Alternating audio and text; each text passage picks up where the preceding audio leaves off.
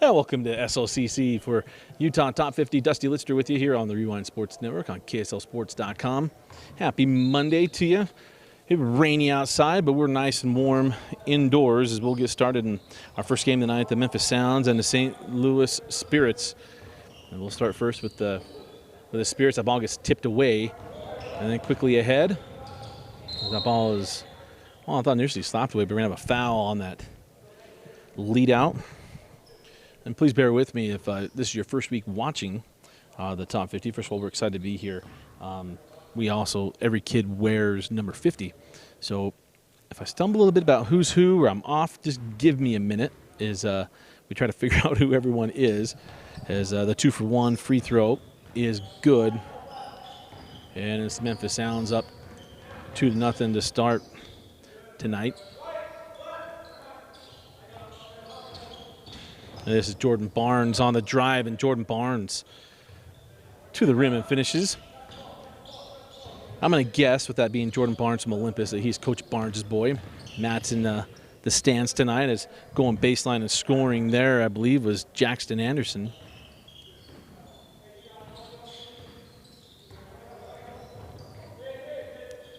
And then on the other end, that jumper won't go on a rebound. I believe that was Langston. Transition three off the rim. And that ball saved in. And up the floor we go with the St. Louis Spirits. Do have some substitution players tonight. I believe that was Iverson Lavizo that was from Kearns, as that jumper won't go. The ball tipped around and now taken. Here's Diego Mulford. Lobbed that ball inside of the big fella. And I believe that was Tucker Engelbright with the lay-in. So quickly 62 here for the Memphis Sounds. And the three-pointer is good, but he stepped out of bounds first. So wipe off the three.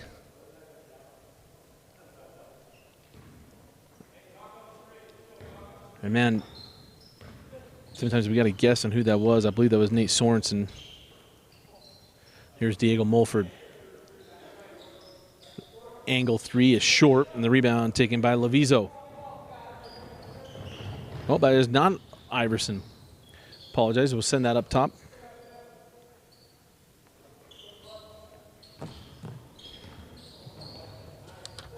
And a nice take and finish. And that is Iverson Lavizo. Out of Kearns.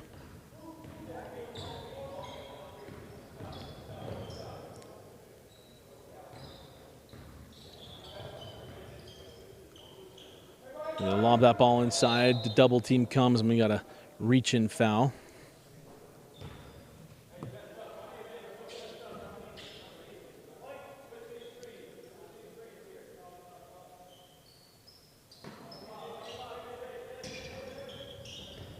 And that ball inbounded, and it's a little too strong off the glass. And going coast to coast, 4-2, and tying us up at 6. Again, I apologize. We don't have, with everyone wearing 50, I hate saying names wrong. So I apologize for not just jumping right into that name there. As there's the bucket for Langston. So quickly 8-6.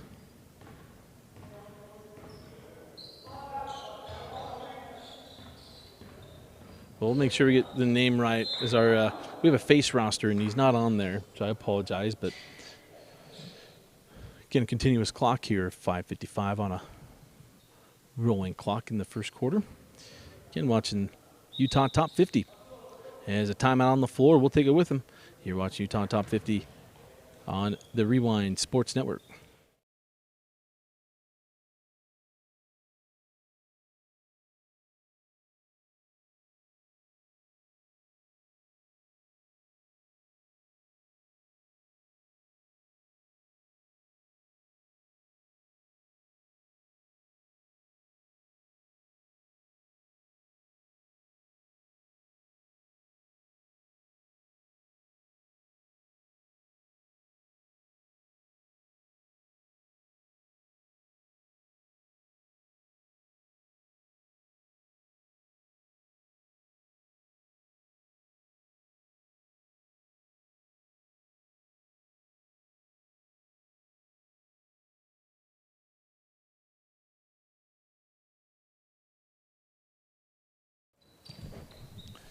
So 15:50 left in the first quarter, or first half, I should say.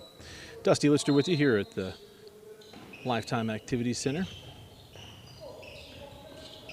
SLCC's that ball saved in, but right in the hands of the Sounds. All beautiful break and the lay-in for Tucker.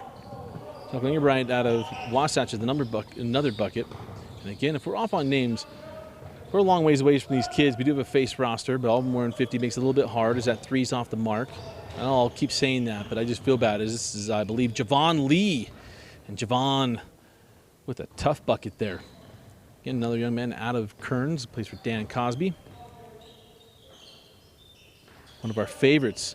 Again, inside, Englebright can't get the reverse, and that ball's out of bounds off of the Spirits, and will stay here.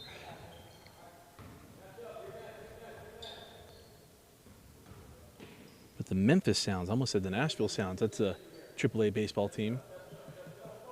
The people from Nashville don't want to be mixed up with people from Memphis and vice versa. As off the steal on the inbound, Jordan Barnes goes the other way, left-handed contest won't go.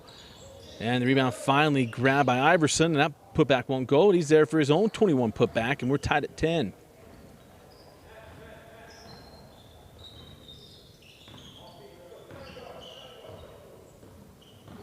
Langston's into the corner. This is Diego Mulford. Diego working off that left hand. Good hands there by Iverson, able to slap it away. And then quickly the other way, Lee going to lay it in. And the first lead of the night for the Spirits. Going to lob inside Englebright. Mishandled that entry pass, and Barnes able to slap it away, and it's out of bounds. And we will stay here. Is checking in now. I believe that is Sam Sovalich out of Northridge. Good hands by Barnes, saved in by Lee. Barnes transition three, off the rim, and the rebound claimed by the Sounds. Jackson Anderson gonna stop and pop in the junction, won't go, and rebound again to Lee. He really asserted himself in the last little bit. Lob on the baseline, was able to get it to his teammate, send back out. That was Hurd, hands back to Lee. The three won't go. And the rebound claimed. Transition triple, and Jackson Anderson 4-3. He's going to be a senior this year for Coach Ballstead and the Wasatch Wasps. And the three off the mark from Hunter Hansen. And we will stay with the Sounds. 12:50 on a rolling clock in the first half. Get one more fun, let's say fun, different parts of this. We know your parents are watching. No parents or anybody allowed in here but us as Mulford pulls for three. And hits. We had someone point out to us during warm-up, said, look, Mulford doesn't miss a whole lot. And you saw his first shot there. He buried as he slaps that one out of the hands of Barnes. Try to feed that inside. A nice job of keeping that alive and getting the bucket. I believe that was Kyson Hymas.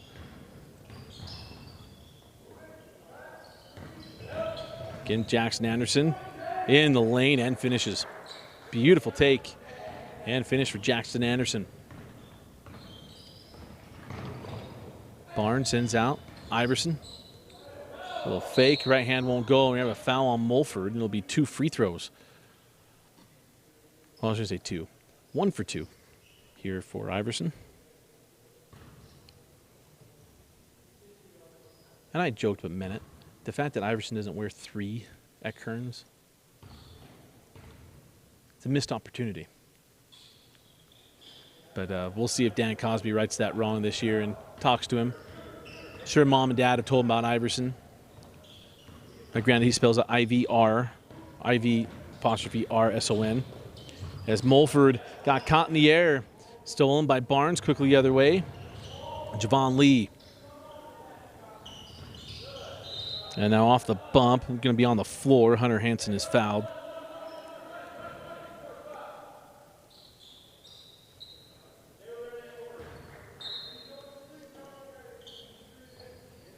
Iverson to trigger into Barnes. And the Titan triple does not drop. And the rebound still loose, taken and found inside. Javon Lee with a 2, but that was all about, I want to say that was Hansen. Or pardon me, Kyson Hymas. I mean, out of Copper Hills. And Anderson's blocked. But a teammate right there to clean that up and put it in. I believe, again, Englebright there on the bucket. And now a steal. Oh, a little Euro left. Oh, and it crawls in.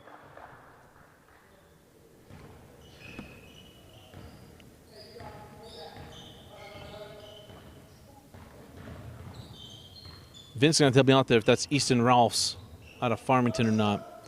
Either Rolfs or is that Solovich? As that won't go, and the rebound taken. And then the fouls, it'll put Iverson back at the line for free throws.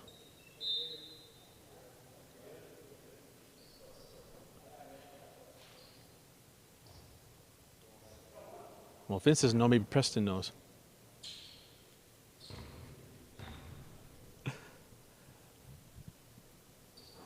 And Iverson knocks down his free throw. 1 for 2.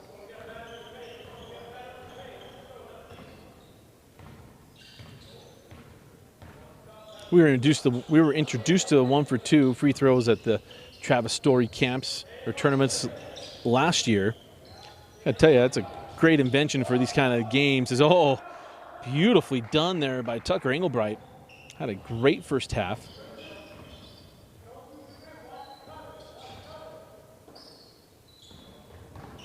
And Hunter Hansen on the drive, and he's fouled. So inbound along the baseline, 8:55 on a rolling clock in the first half. Iverson quickly into Hansen. Hunter on the drive, floated, and it won't go on the rebound taken by Englebright.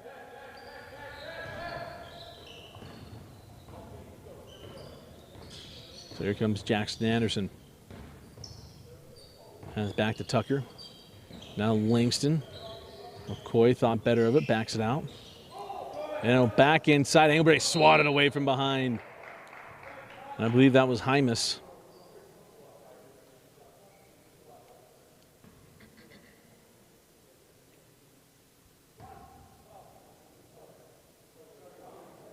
Oh, they called on a shot.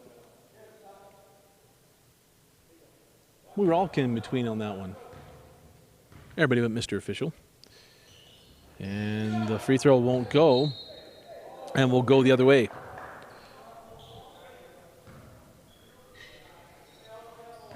So 24-20, 7:50 on a rolling clock in the first half.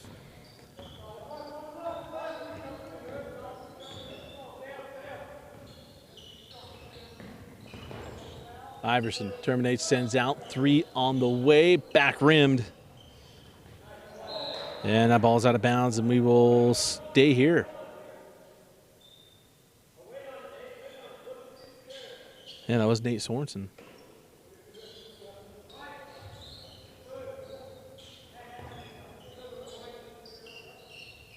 Give it up, here's Hansen.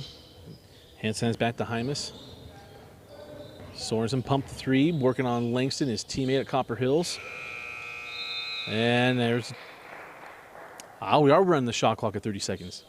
I just thought maybe we were just working on some stuff here. So another thing to love here at the Utah Top 50.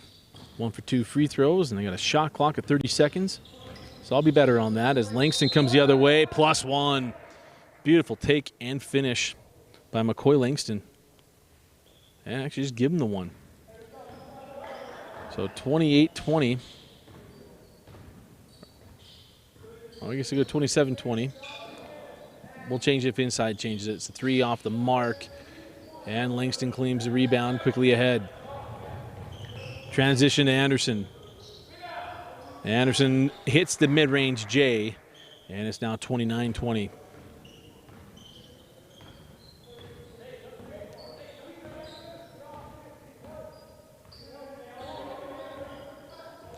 There's Javon Lee up top. Comes off the screen. Lee step back for 3. Wide to the right, and the rebound claimed by Anderson.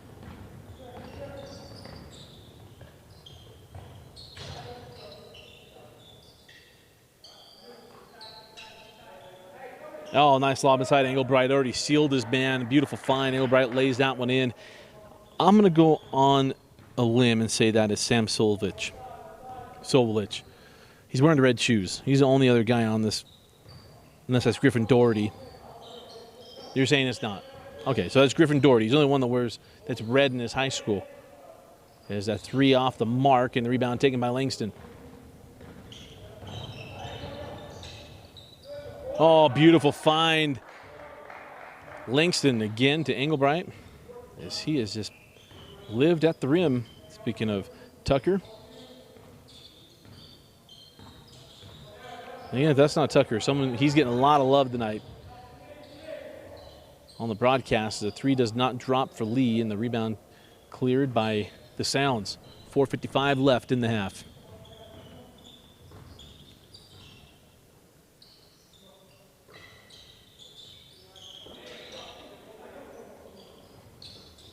Cycle through. Langston along the baseline.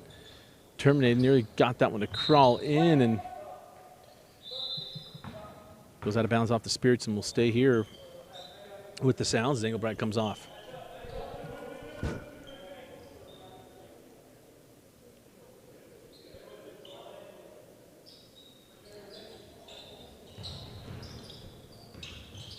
On the inbound, kick it out.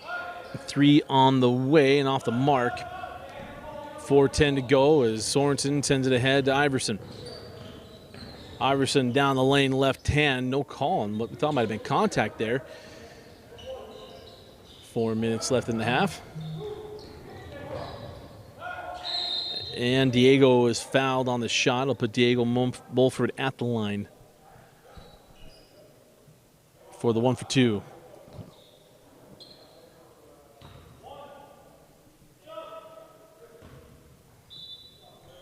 It is Griffin. I heard. See, some just have to listen. Tucker comes in. Griffin, hey. All right, now we got it. Mystery man solved.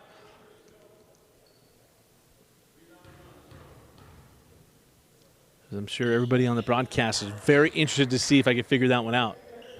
But 35-20, 3:20 left in the half.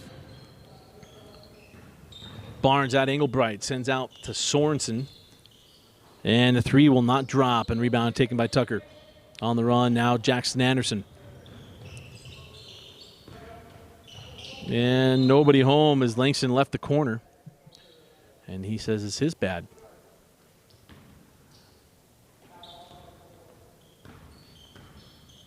So 2:55 on a rolling clock. The Sounds play a little cleaner. This game is tight, 24-20. And it's been an 11-0 run. Hansen. Nice drive into the key and finishes. Hunter Hansen, 2024. His senior year, he's going to play for Coach Corey Mullaney at Fremont. Oh, man, nobody boxing out, and Jackson Anderson follows his shot and gets the putback, and it's back up to 15, 2:20 to go. Barnes up top, Sorensen. Three lips out, and the rebound claimed by Hymas. Barnes for three, and that won't go again. Sorensen gets the rebound. Tries to tip it out, but into the hands of Anderson.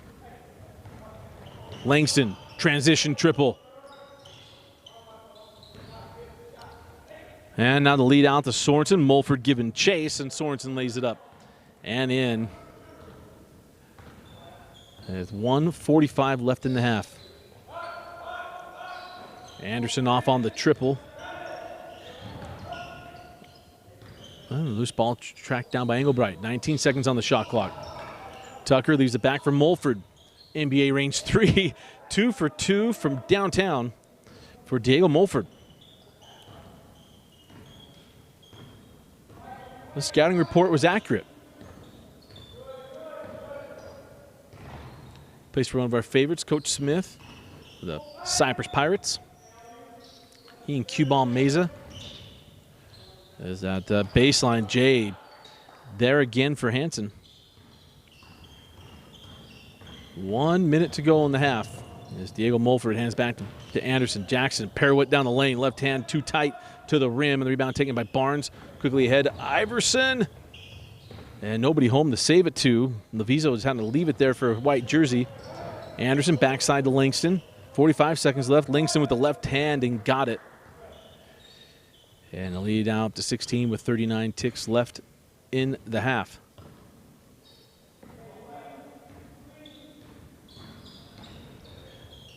Hansen along the baseline to Sorensen and come out of bounds. And they did, out of bounds. As Anderson will come off for Griffin Dowdy.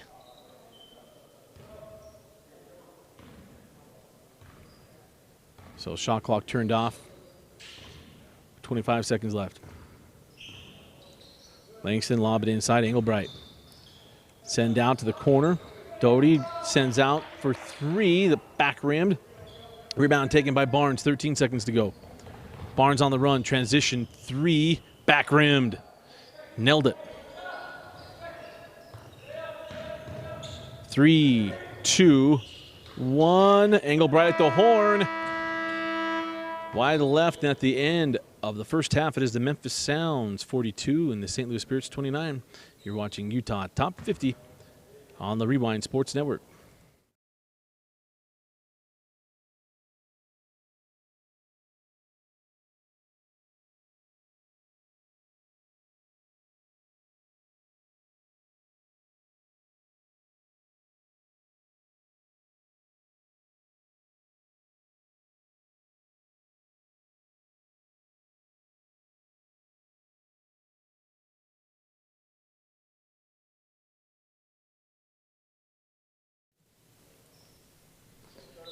And welcome back into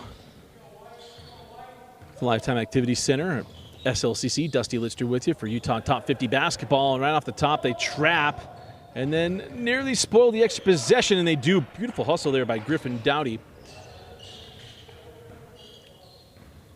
And if it's Doty, I apologize. Actually, I'll go Doty because it's more accurate. But send up top to Langston, down the barrel, wide left, and the rebound taken by Iverson Lavizo. Here comes Iverson on the run. Iverson hit the brakes, couldn't quite get the teardrop to fall.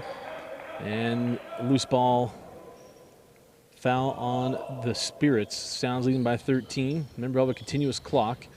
Free throws are 1 for 2. As Diego Mulford give it up to the corner. And Tucker Engelbright can't get that one to drop, and the rebound quickly in the hands of the St. Louis Spirits. First of all, the names are way better than the other stuff we've done.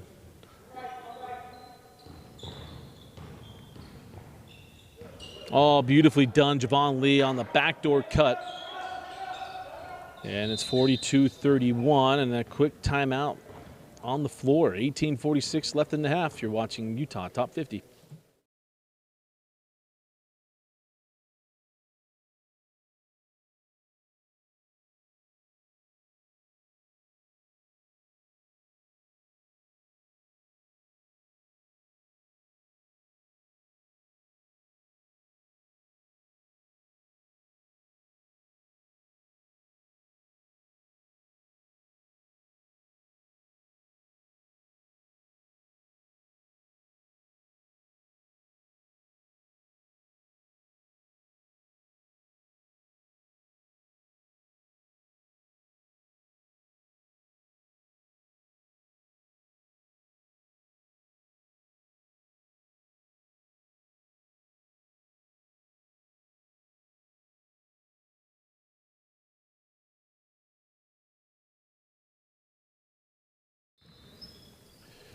$18:46 left in this in the game here, the Utah Top 50.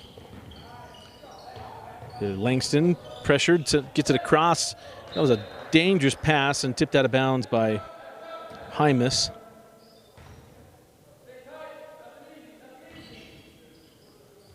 Quickly inbound into Engelbright, got past Hymus, reverses, and it crawls in. Thought that might pop out.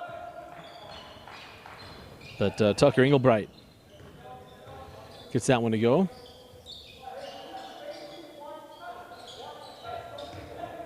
Iverson straight away with Barnes. Barnes goes out. Diego Mulford terminates. Send to the corner. Hymas for three. Can't get it to go on the rebound taken by, I believe that's Nate Sorensen. Oh, did not. Actually, he was actually kind of close to getting his feet down, didn't he? You got to have your both feet established on this side of the floor. But darn it, if he wasn't close.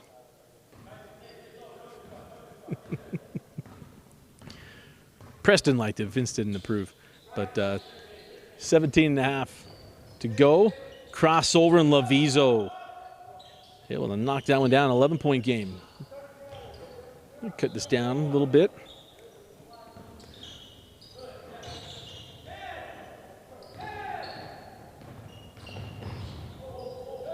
Sorensen had the ball slapped away. Lee with the steal. Lavizo with it. And a man underneath. And oh! That one was Sorensen. Couldn't get that one to go. Quickly on the run. Diego Mulford.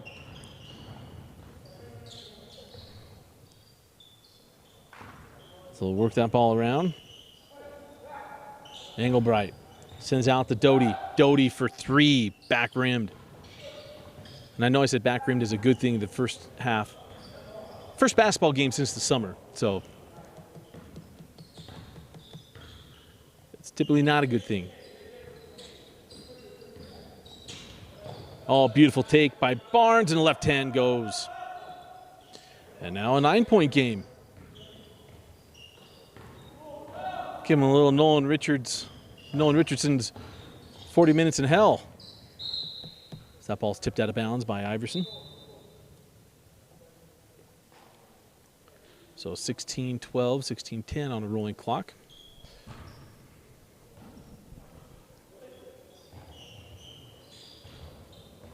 There's Diego Mulford, was 2 for 2 in the first half with 2 triples.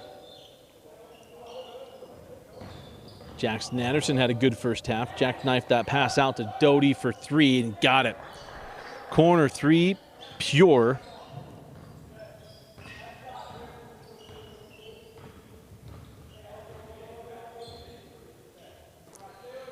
I apologize for the scoreboard having an issue. Just as we were thinking we had stuff figured out, we'll get that scoreboard fixed.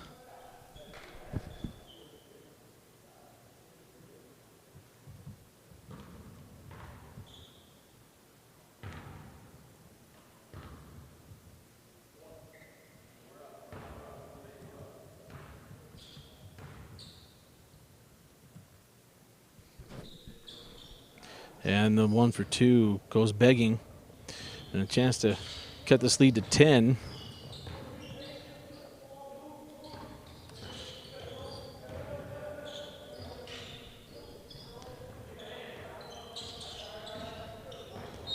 And now a foul away from the ball.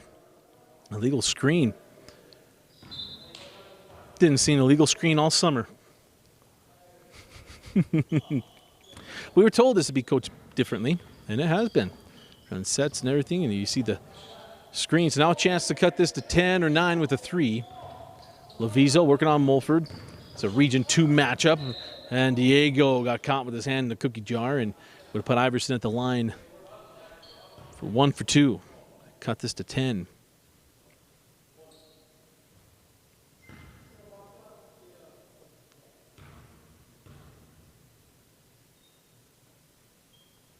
And Iverson able to cut it to 10. 47-37. Doty, nice ball fake. Oh, found that inside. Engelbright just wasn't ready for it. Oh! And then Lavizo couldn't catch that one. And that was a... Never mind, I won't go there because it was a Utah kid part of that no-look interception that Mahomes had a couple of weeks ago. The former Leighton Lancer wide receiver. However, if you can name it, text or tweet at us at GNL Rewind or at Dusty Litster, who was the former Leighton Lancer that Mahomes no-looked and it went off his hands for an interception. There's got a foul on the rebound. I don't know if even Vince caught on to that one.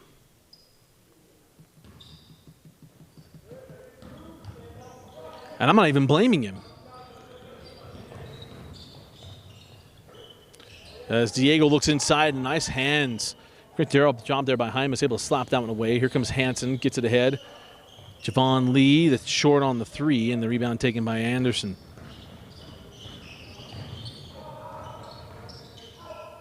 On the run, the floater goes for Jackson Anderson, and a timeout on the floor. 12:46 left in the second half. It is the Memphis Sounds leading the Spirits 49-37. You're watching Utah Top 50.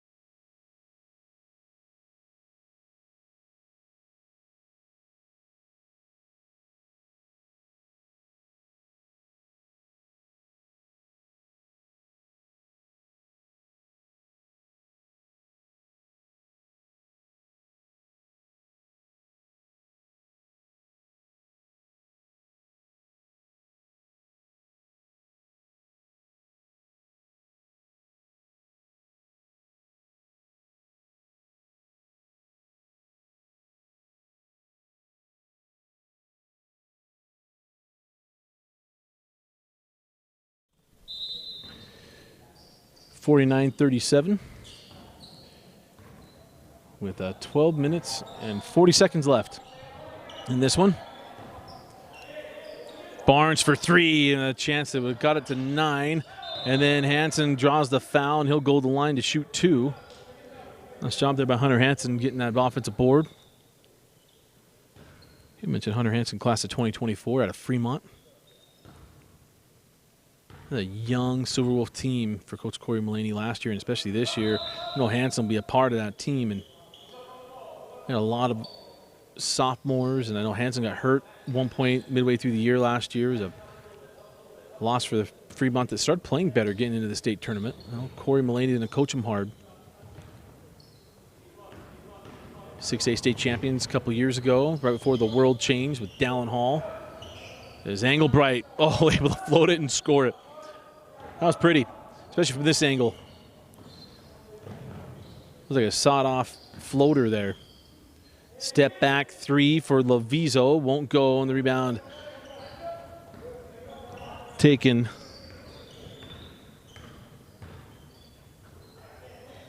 Here's Langston. Step back, won't drop, and the rebound taken by Hymas. Now on the run with Javon Lee. Here's Barnes. Barnes comes off the screen, down the lane, send it out. Javon Lee for 3, short. Barnes with the rebound. And he's getting trapped in the corner, terminates. And nearly stolen by Mulford. Lovizo, whip into the corner. Hansen, 4-3.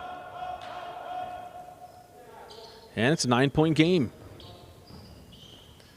Down up by as many as 16 were the Sounds. There's a foul on the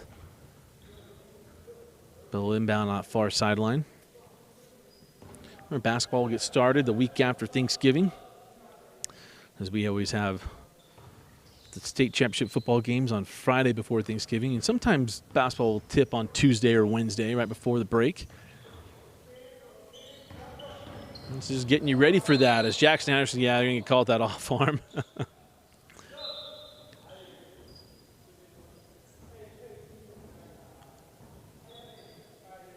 But again, your new home for everything in the state tournaments and everything else right here at KSLSports.com. So over here in the top 50, you can watch all the football and, actually soccer semifinals and championships starting tomorrow. The girls soccer, and then football will start with state tournament on Friday. You'll have it right here on KSLSports.com. Of course, basketball season all year long right here, including the state championships. Dane and I will have you all the way through. But we've enjoyed this partnership with Utah Top 50 as the 3 from the corner is buried and a bit of the run stymied. I'm going to guess that's Brock Williams.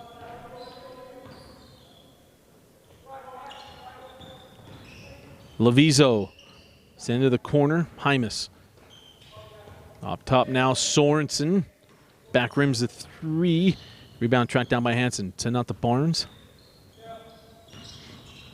Oh, nice move by Barnes in the lane. Left hand won't go. And Williams with the rebound. Sent out to Mulford. Mulford inside Englebright. Back up top. 3 on the way and buried. Brock Williams. I really hope I'm right. But I believe I am. I look like the right colors.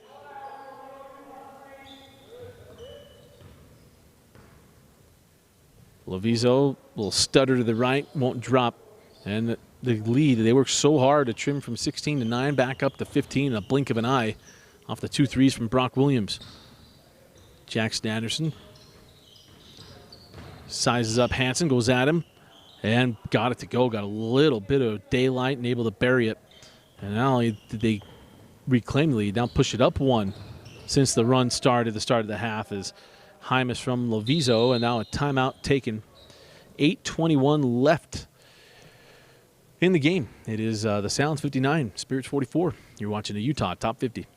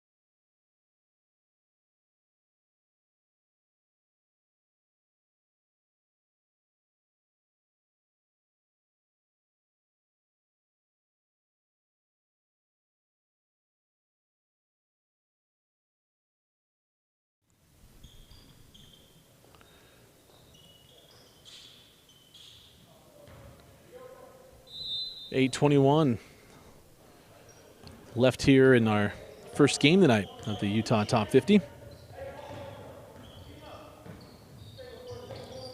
And full court pressure, and there's a steal to Hymas. Hymas sent out to Barnes for 3. Ball's on line, but a little strong, and Hymas able to get the rebound. All the extra stuff sent out to Sorensen. Works on Doty. Sorensen crossover in the lane. Send out Hymas. Now Hansen, and he left it just a little short. And then you heard as soon as it left Langston's hands, he wanted that ball back. He couldn't chase it down once he let it go. Sorensen terminates, sends out to Javon Lee. Javon. Now Langston crosses him up, down the lane, left hand won't go. And the rebound taken by Langston.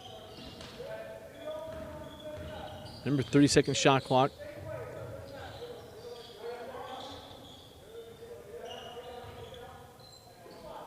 Telling you, if we can run a shot clock here in an official, unofficial game, oh, we don't have a shot clock in Utah high school basketball.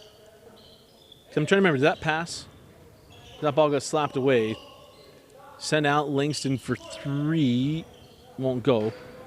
Now here comes Iverson. Lovizo hands back. Barnes down the lane through the defenders, and Anderson knocks the ball out of bounds.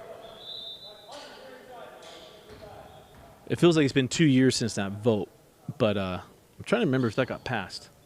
The NFHS adding in the shot clock.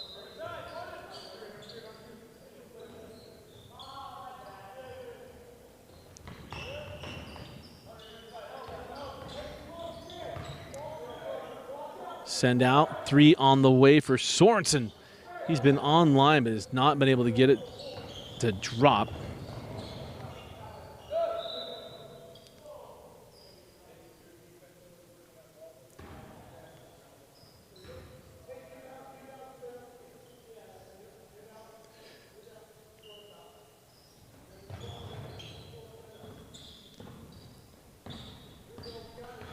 So 20 seconds on the shot clock, 5:55 left in the game clock. Inside, Jackson Anderson showed it, took it away, and couldn't get it to drop. Send to the corner. Engelbright can't get it. Rebound taken on the run now with Barnes.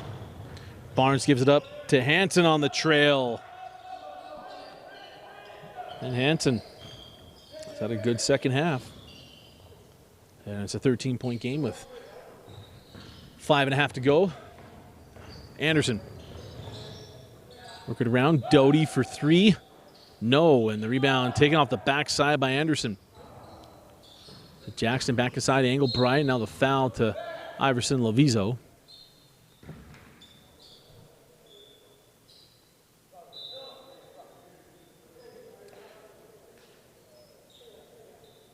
So yeah, it was approved on May 12th. All right, so it's approved to happen.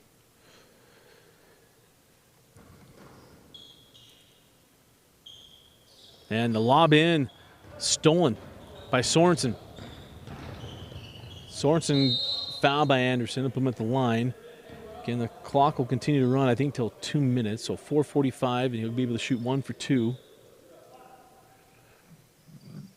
at 59:46.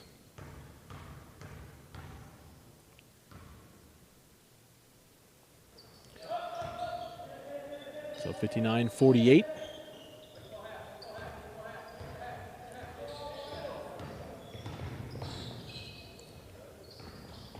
Langston cross court, just got that to Doty. Inside, Engelbright has sealed his man, left it a little too strong, gets his own rebound, and puts it in. 4:05 to go. Here's Barnes. Terminate, oh, nice find inside, and Hansen able to crawl that one in.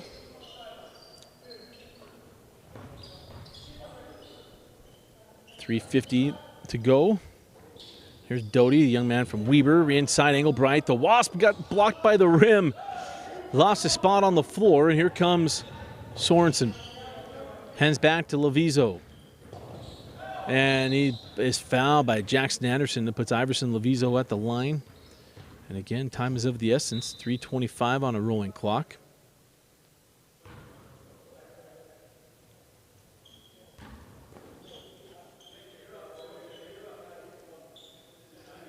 So it took 10 seconds with all that. And Lovizo misses the free throw. Nice hustle by Javon Lee. Gets the board. The bucket will not follow. And now a foul on the rebound on Iverson. We'll go the other way with 2:55 on a rolling clock and an 11-point game. It's fun. You put a scoreboard and a clock up. Guys get pretty competitive.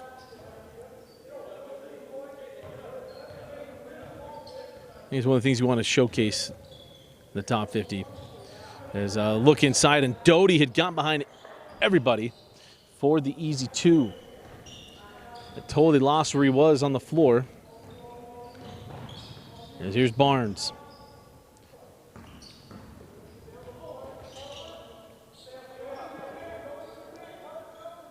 And Barnes for three.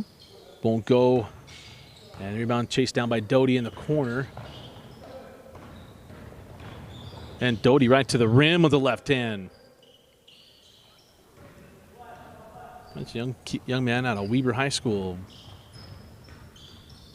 We'll get a chance to watch the Weber Warriors in Region 1, taking on the Davis Darts this year, the reigning 6A Kings, as Doty with the rip. And now the transition. Can't blame him if his legs are a little shot there.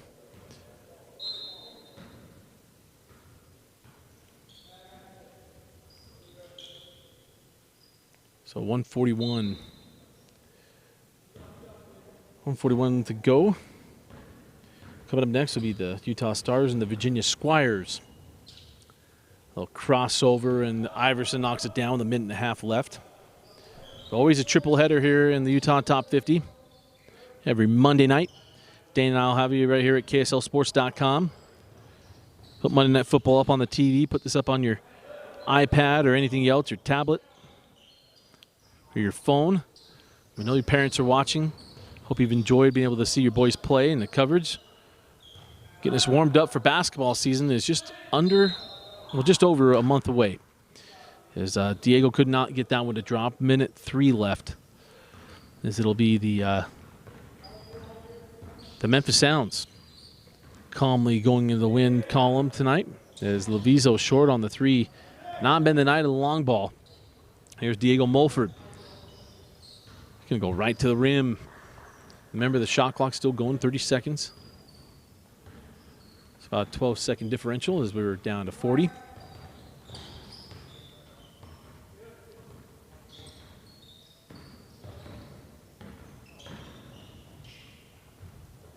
Send out for 3, and Hansen back rims the 3, and the rebound taken by Jackson Anderson. So a fun one in this one. It was the first half. The way things closed is Jackson Anderson with a beautiful finish. But that first half was too much for the Sounds to or probably the Spirits to overcome. They put a pretty good effort into this one. Got it down to 9 after trailing by 16. As 3 seconds, and Iverson gets the last one to drop as the horn will sound. And it's Memphis Sound 69 and the St. Louis Spirits 54. A fun one. And this first one, again, this is the first of 3 tonight. We'll have the Utah Stars and the Utah Stars and the Virginia Squires going here at 7:30, so about 8 minutes. But we'll just pull down the audio and hope you enjoyed it. Again, our final score, the Sounds 69 and the Spirits 54. You're watching the Utah Top 50 on KSLSports.com.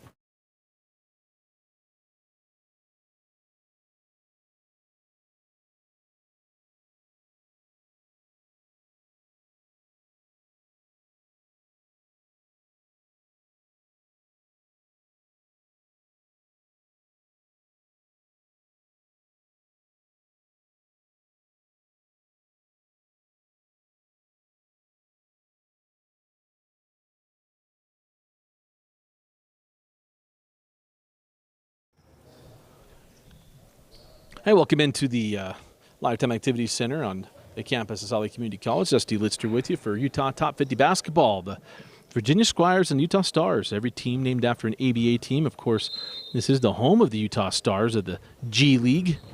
And we will start with the Stars, and that is very well known name, Hunter Skank. His brother was one of our mystery relevants back in football seasons a couple years ago out of Weber High School.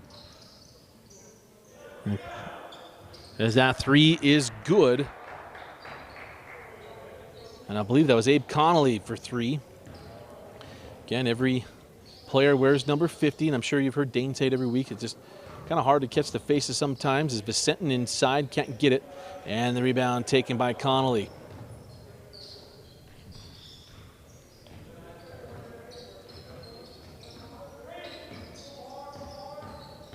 Skank had that one slapped away, and I didn't get Iverson with the foul. And of course, Iverson is double duty tonight.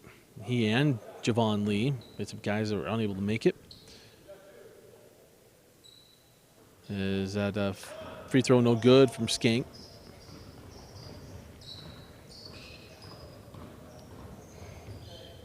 As the take off the mark. And quickly the other way, trailing for 3, and Abe Connolly again for 3. Big man out of Highland High School.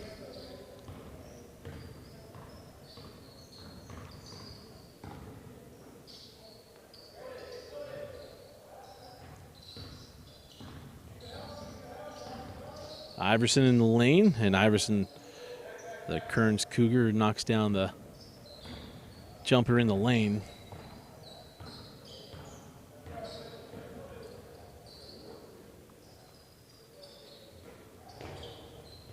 Connolly was 6 points to start. Tried to go for 8, couldn't get it. Vicentin with the board. Now Iverson on the run. Iverson hands back. I believe it was Dupay, gave it back to Iverson. Iverson in the lane, stop and pop and hit. And Iverson with 4 points here for the Squires. Connolly trailer 3, back rimmed. Quincy able to save that one in. Well, Quincy Hills out of Copper Hills High School.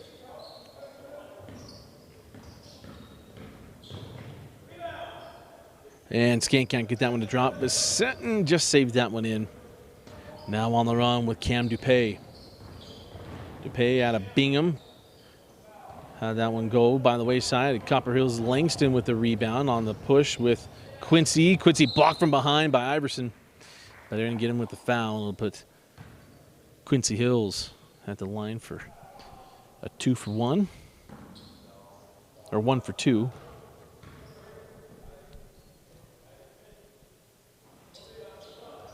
And 2 missed free throws to start for the Stars. As Dupay brings it up. I believe that's Matthew Lowe on the take and the finish. And we're tied at 6. 16:40 to go. Here's Langston working on Dupay. Goes inside to Connolly. It's Connolly in the lane. Can't get that one to drop. Vicentin with the board. Give it up now to Javon Lee. Matthew Lowe from Box Elder off the mark, and the rebound cleared by, well, that's Kyle Carley out of Mountain Ridge. Langston down the lane, left hand, thought he was going to get the foul call and did not. Back with Dupay. Dupay right to the rim, can't get it, and now a foul. A little late whistle there. They're going to call it on the floor and on the shot.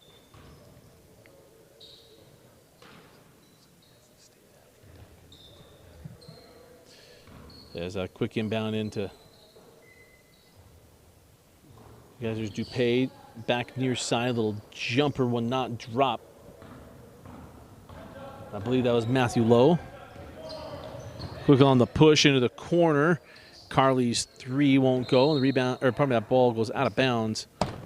And we'll go back down the floor with the Squires. So on the floor is Dupay, Iverson. I believe Matthew Lowe at the top of the screen. Is now a foul.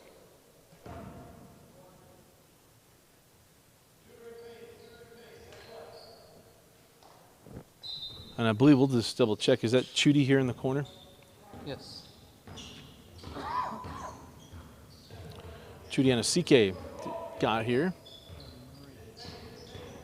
The men playing for Coach Jason Workman. Oh, ball goes off of Doty, but come quickly back with his teammate with Skank. And there's a foul on Dupay, and it'll put Hunter Skank at the line.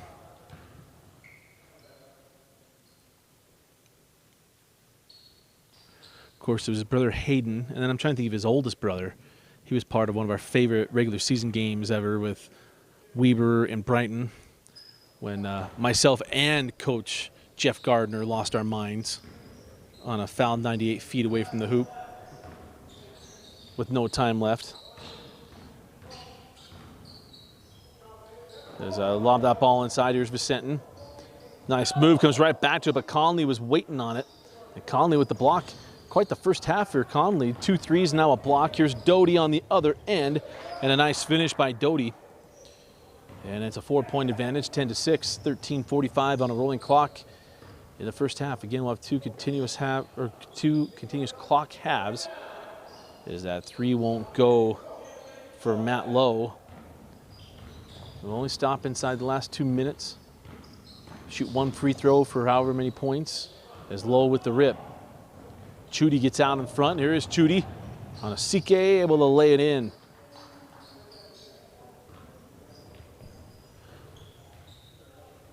And quickly on the other end, Doty's a little too strong on the triple, and the rebound taken by Iverson. Here's Lovizo in the lane. Iverson right to the rack, and it crawled out. The wide channel basketball did him wrong on that one. But we will stay here with the Squires.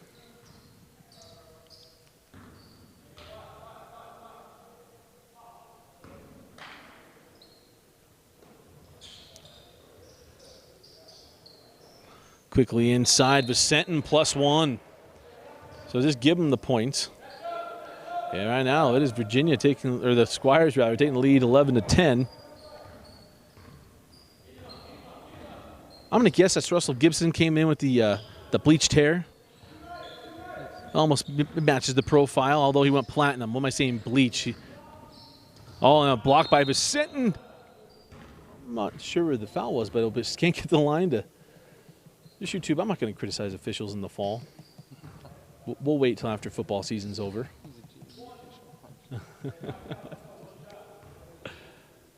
As they're giving up their time or their own free will and choice, as that free throw is good on this end for 2.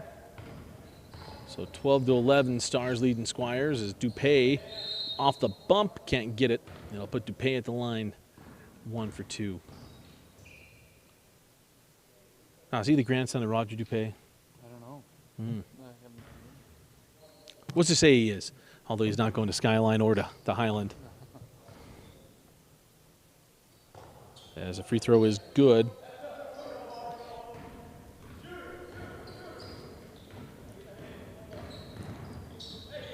Diego, a little nice final on the baseline. Nice job there by Carly, not going too quick. Reverses and scores on the near side, and 14-13. And here comes Chudy on a CK, give it up. That was Russell Gibson. Now inside to Dupay, who finishes strong through Connolly.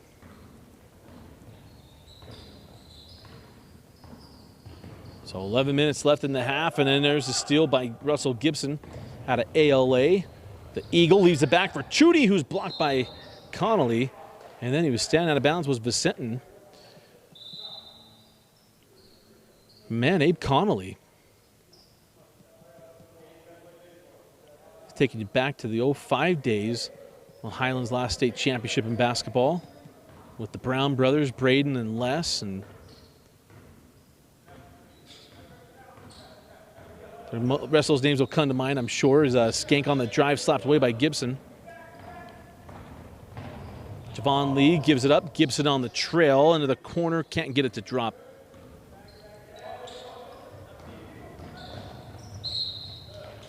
Oh, no. No continuation. Well, no, they're going to count it. Hey, why not? We're using shot clocks. Might as well count it. Yeah. The whistle of Coach Ball said no, he can pick up the mic anytime he wants. There we go. Yeah, James, we're good. So, Coach James Ballstad going to join us. He's one of the directors here at Utah Top 50 is Mulford on the transition. You were the ones that told me that that kid just does not miss, speaking of Mulford, and you were absolutely right. He is an incredible shooter. I love to watch the confidence he has in his shot. This is a kind of an unorthodox three-point shot, this form, but it goes in every time. I mean, it's kind of like a I mean, this now seems so old school, just as years just keep blowing by. Like Ronnie Brewer with the Jazz had that little chicken wing look to it as that 3 drops and is now a 1-point lead for the Squires, 20-19. Or I'm on the wrong end. I keep doing this. 22-17. There's Chudy from the corner. You saw some of these guys walking in late. We're grateful. We actually had a couple of holdovers from last game. We had some weather traffic issues. A couple of the players had a flat tire coming down, and so they didn't make it. But happy some of these other guys have been able to fill in, stay and get an extra game. Yeah, I-15 was a little blocked up. So it makes sense. Guys running late with the first big cold rainstorm of the year. Figured they weren't missing to watch Monday Night Football. I mean, these are hoopers. That's right. I'm ready for snow heading back up the hill tonight. You just got to be careful. I mean, this is where you decide we go through Park City or go through Provo Canyon kind of night, right? At this point, yeah, exactly. I think Park City will be a little better. Quickly the other way, here comes Skank. Chudy right on his hip, and Skank draws the foul on Chudy on a CK, and there's going to be 2 free throws coming. Okay, we're not keeping track of personal fouls or anything. We're seeing a few more whistles tonight. You know, we've traditionally talked to the refs and told them to let them play a little bit, and they are for the most part. We want these kids to be tough and be able to handle a contact. But also want to set limits so no one gets hurt, right? Right. Kind of that weird balance. Control it, yeah. 7:45 to go. Javon Lee, young man from Kearns, knocks down a long 3. Always feels like Coach Cosby has a couple of guards. They just keep coming. They have I've had the opportunity to watch Javon and Iverson all summer. They played for UBC, and they went up against some of the best competition this summer down in California, around the country, and they're lightning fast, great young men, but love watching them play. They're great basketball players. Chudy sends that ball inside of his set, and double comes from Mulford. And hey, when big man puts the ball on the floor, those guards can poke it out, and they did. But back in the hands of Chudy, 13 on the shot clock, down to 10. I don't know, CK kissed it off the glass and good. But he's really make you feel like the Johnsons are at Murray. Yeah. He's got some skill. Chudy's going to be a problem this year. He's a great player. Oh, beautiful find on the cutting Connolly. Beautiful find by Langston. He's got a good assistant coach that's taught him how to pass the basketball there at Copper Hills. That's right. That's right. Brian Alfrey he likes to pass the ball. As three is wide, not the mark. Saved in by Vicentin, and they say he stepped out of bounds. It's funny, you watch this, you can see there are three three-point lines on the court, and not one of them are the high school three-point line. And so we probably shoot a lesser percentage in this league, but it's fun to see the boys shoot it from way out there. Well, and because of the wood, I mean, during the state tournaments here, you saw this last year. Yeah. The state tournaments, everyone goes behind it, and you have a coach who's like, hey, come on, you get 3 feet, just step in. Yeah. But it's got to be such a mind game as Hansen on the other end with the bucket. And pulls it with a 1-point game. As quick on the other end as Quincy Hills off the pressure from Gibson.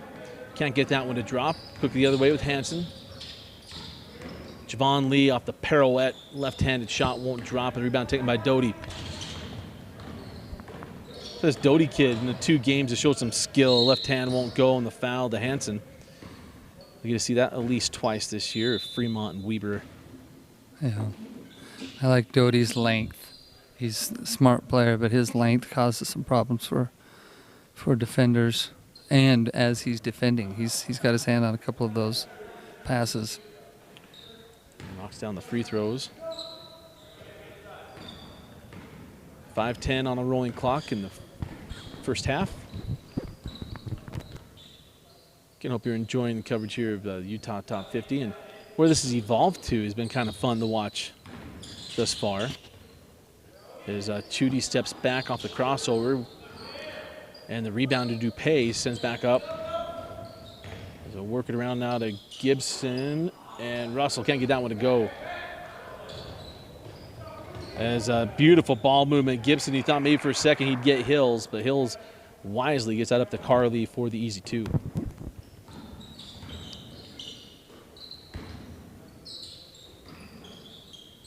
Vicentin blocked by Connolly. Conley's doing a great job. Yeah, Abe's doing a great job.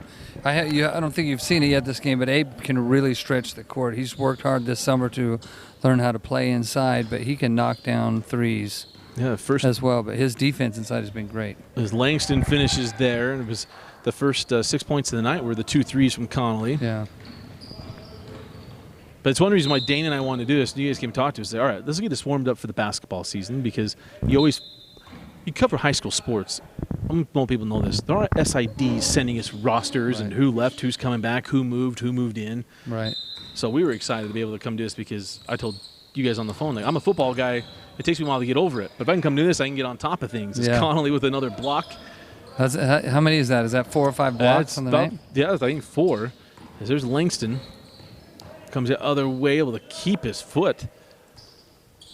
Langston's really developed this summer as well. He had played for first part of the summer. He played for Premier, and then he moved to the Prospects, and he had some good looks this summer, playing against some great competition, and he's really developed.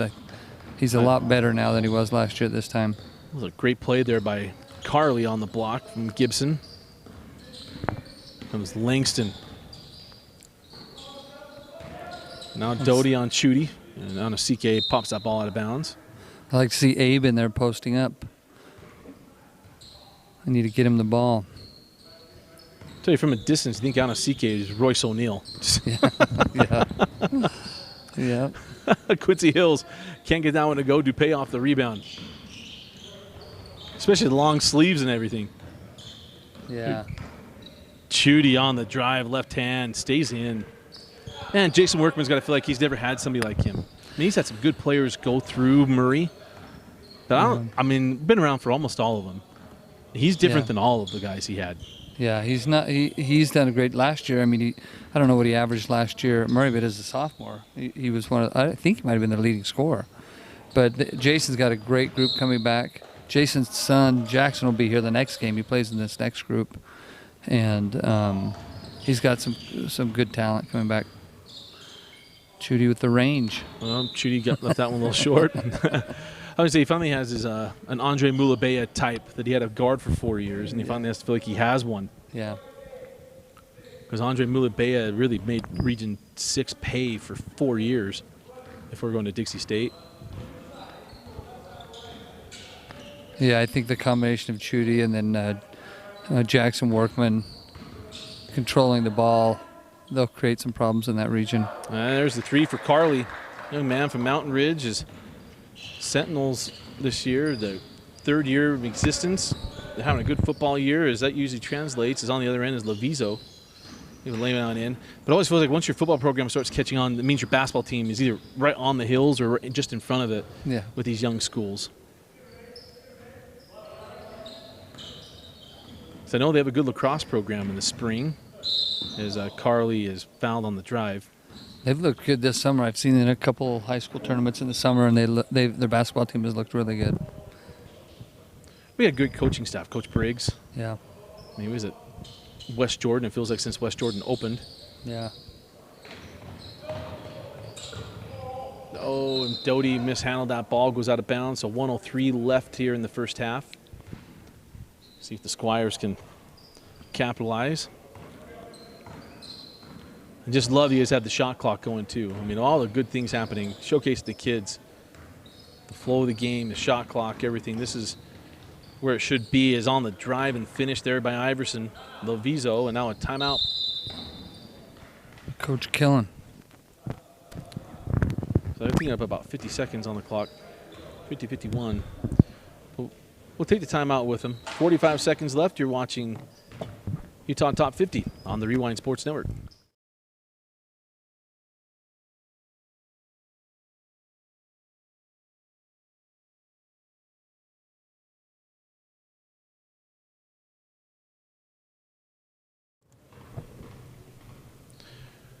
So 50 seconds left here in the first half. I want to remind you that next week we're going to allow fans to come into the building here at Slick as that ball is turned over. We'll get to that in just a minute with 38 seconds to go. But again, we're going to be able to allow fans to come in. So you can go buy tickets. Go to the website, UtahTop50.com. Yes, UtahTop50.com. And come watch some of the best basketball in the state of Utah and get ready for the basketball season. Again, UtahTop50.com. Go purchase your tickets. We'll get through the whole read here in just a little bit as we want to finish the half as Dupay is fouled, +1.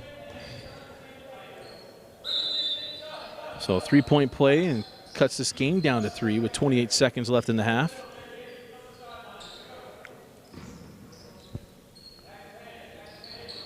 As the shot clock turned off, 25 seconds left. Here's Carly, across the Skank. Into the corner, Langston. Pass up the 3, back to Skank. 10 seconds left. Down to 5. Langston back to Skank, 4-3. Oh, it was on line, back rimmed, and the rebound goes, and that'll do it for the first half. And at the end of the first half, it's the Stars 39, the Squires 36. I'm going to want to remind you, we'll go to a halftime, but Top 50 Championship Monday. Make sure you secure your spot to attend the Top 50 Championship Monday next week, October 25th. Tickets are now available on UtahTop50.com to purchase your tickets. Come see what everyone has been talking about in the Top 50 League. Teams have been competing for the last 5 weeks. Every Monday night after Monday's games, or after tonight's games, each team will be seeded in matchups. Will be set for next week: 1 versus 2, 3 versus 4, 5 versus 6. Games begin at 6:30 with a championship 1 versus 2 beginning at 8:30. Again, get your tickets. Go to UtahTop50.com to purchase your tickets now. Anything you want to add, Coach? No, we're excited about that. One of the values that we went back and forth on not allowing spectators in, and we have had so much great feedback honestly from parents as well as the kids, and maybe more importantly coaches who are aware of this. These kids just need to get here and play. There's no one's yelling at them or cheering them on. No one's yelling at the refs. They're just playing to play, and that's been a big part of this league. But we want everybody to come and experience it next week. We're excited to get people in here and they come watch it again. This is great basketball. As you can see, we've had some nights where every game comes down to the last shot. Didn't happen earlier tonight. This next game after this will be the two top-seeded teams. We might see them matched up again next week, but we're excited to get people in here and experience it firsthand. Well, it'll be a lot of fun, and I think we've kind of hogged all the attention here on the stream, but for good reason. I want people to see it. But it will be fun to have people here because I think we learned last year, fans in the stands tends to be a better thing, right? After everything we went through a year ago, and now to be able to have that will be a positive. But as we've gone through now another week, so how have you felt like the league has gone as we get ready for the final week next year? Or next week? Well, I couldn't be more pleased. We've talked about this. We know the reason we did this is these kids play with the highest competition all summer long. They're traveling the country, playing with their AAU teams, and then what traditionally happens, they finish up the summer, and then they spend the last 3 months leading into the season just doing their high school open gyms and playing with the underclassmen, and that needs to happen. Those teams need to start building their programs and do those open gyms, but they don't have an opportunity to play at this level with peers that are all at a similar level. And the support we've had from coaches, from players, it's been nothing but positive. And to see like the guys talk about it all the time, they're stoked to be here, and it's keeping their skills honed in. I mean, it'll be they'll be different heading into the beginning of the season because of this. You're right, because now they only have a 3-week layoff in differences rather than having 3 months, right? Because you got to play for the last, after next week, 5 weeks. Right. Instead of sitting and waiting. Right. That's exactly right. And again, they've been, but playing at this level, right? They haven't, they'll do their open gyms and they're still doing those things, but being able to play against other players at this caliber keeps their skills sharpened. And anyway, it's been really good. We're excited about this, and we know we've had a lot of feedback and people anxious to participate next year. So we're excited to do it again next year. Hey. It's the thing. If you want to stay up top, you got to play against the best. Right? Iron sharpens iron. I think everyone's tired of hearing that saying, but it's just true. And it's interesting. I went to that was a thing a few years ago with Billy Bean, and he talked about that he did the thing with the A's that they cut a line off, and they said that we're not drafting anybody that's not from an area of over 1 million people. And he said the reason is that big fish eat big fish, and if you're a big fish in a little pond, their theory was that you might not be as good, right? And he said that in a Major League Baseball draft of all, I think it was 26 picks or 38 picks, whatever it was, only 8 would make it to the league. So in the years they did that, they got to 11 to 12 guys that made it off their draft. So anyway, the reason I say that is just that you want to be a big fish eating big fish. That's exactly right. I mean, you look at these kids. We're in Utah, high school basketball here. The quality has improved every year, but we're still not where we could be, and certainly not where we're going. But I've helped a lot of college coaches evaluate players, and that's always one of the first things they ask. How do they play against long athletic competition? And you're exactly right. That's interesting. I hadn't heard that story about the A's. I'll have to read that, but that's exactly right. Well, it's interesting. I had someone just in my office last week. Mulford can't get that one to go, but Connolly, just like he started the first half with the first points. But there's a big showcase coming to the state in December. And when I asked him why, he's like, all I've heard is like, hey, why come? You got to come to Utah basketball. And he talked about some of the players that come in the past. He was trying to get teams in, and an opportunity opened up. His man Dupay with a series of moves in the finish. But he said, I wanted to bring it to Utah. As soon as I had the opportunity, we're doing it. And he's like, I've been watching this for a while. He said back 2007, 2008. Yeah. And he said, you just watched Utah basketball get better and better and better. Yeah. I think we'll only see that increase now with adding another Big Five conference school in the state. Yep. With BYU moving up, you'll see kids, if they want to play college, they've got to be good, especially at the Big 12. Right. Well, especially that new Big 12. Yeah. That new Big 12 is disgustingly good in basketball. Yep. As that three is off the mark. tied at 41. As that ball is tipped away by Vicentin, picked up by Chudy. Chudy quickly ahead. Matthew Lowe. There you go, number 5. Conley maybe was 10. Conley was waiting. So if you can put on the tee, I'll go ahead and hit it. That's awesome.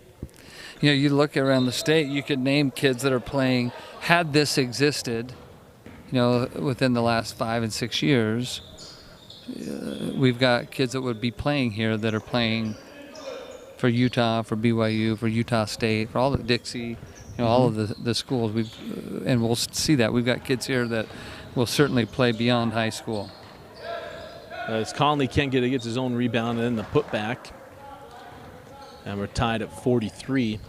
And the thing is that we always want to raise the profile, right? And it's so different where it's not about you and it's not about Brian, it's about the kids. And if you want to raise their profile, it's just they have to be exposed to more good teams and good things. Right. As Dupay can't get that one to go. And, you know, we'll talk about something outside of this, right? Because you have, you know, in the state of Utah for the last 5-6 years, as you're well aware of, Wasatch Academy basketball and what it's become nationally. And now RSL basketball is in the top 20 nationally, and year 200 David Evans. And a lot of people see it as a negative. I tend not to. You can sure. I mean, it raises the profile of Utah basketball as Langston gets to the rim and finishes. It certainly does, and I absolutely respect what Dave Evans and Paul Peterson have done with both of those programs. Obviously, Dave was with Wasatch prior to Real, but they're doing incredible jobs. I saw both of them play this a couple weeks ago, and they're good. And it made me nervous because I have them on the schedule for Wasatch High School, both of them. So, but they're good. But a good thing for your kids too. I mean, people are like, why would you do this? Like, well, you tell me why. The reason why is something like this. You want to see how good you are. Yeah. And it's not to tell you you're not. It's just to show you how hard you've got to work to get there. Exactly. That's exactly why we do it. That's a good thing. That reality test and that benchmark is a good thing. It's not a great idea for our RPI ranking, but but I think it's good for the boys to play that and play at that level. Try to play at that level. Off the mark, here comes Chudy on the other end, and Amasaki able to finish that one. And tell you more, Vince Francis told me, he's like, dude, that kid put on a show last week. And I was like, okay, I'm excited to watch this. Now I'm really excited. Jason Workman might actually get us in his gym. He always jokes at Dane and I as Langston's fouled. He always jokes at Dane and I, usually in the second round of the state tournament. He's like, hi, I'm Jason Workman, coach of Murray. Haven't seen you this year. That's funny. Yeah, you'll have something to watch there this year. We actually have them on the schedule as well. I think we're playing them at the Olympus tournament over Christmas break. They'll be the good. Autism Classic. Yeah. Yep. Is Langston. Yeah, I really like what Langston's done to his game this year. I haven't seen him play much this summer, but he has really improved. It's amazing that Copper Hills program just continues to churn guys out too. And we have a lot of them here. As Vicentin is fouled and put the ball on the baseline. And yes, folks, that is the younger brother of Zach Vicentin, our Rewind 5A MVP a couple years ago, the state champion Springfield Red Devils. As inbound into Chudy Amasaki, and he is fouled, and Chudy will get a free throw for 2 points. Zach was the heartbreak. Zach might even be watching this game. Zach, if you're there, listening, watching, Zach was the heartbreak of Wasatch High School. He grew up in Heber City, played for me in all of our little bantam leagues, and he ended up moving down there. But we were so happy for his success down there. He did a phenomenal job for Justin Snell at Springville. And well, I just love when I talked to Justin after his the three from Mulford won't go, and asked him about Vicente. He goes, he's so hardworking. He's like, and I made him cry, put him in tears, made him work so hard, and he got in the mornings and stuff, and he saw it pay off. And I'm excited to watch his brother. There's that three off the mark from Gibson. Vicente there for the board and put back. No doubt he had to do that against Big Brother growing up for basketballs and food. In the Vicentin household. Exactly. They've got a bunch of boys there. Makes you wonder if it's an 8-foot kitchen table. As find inside as Connolly lays it in. As 13:45 left in this one. As Coach Balsa said, most games have come down to the last second. And this game's shaping up no different as Iverson comes off the screen and won't stay down, and Doty on the rebound.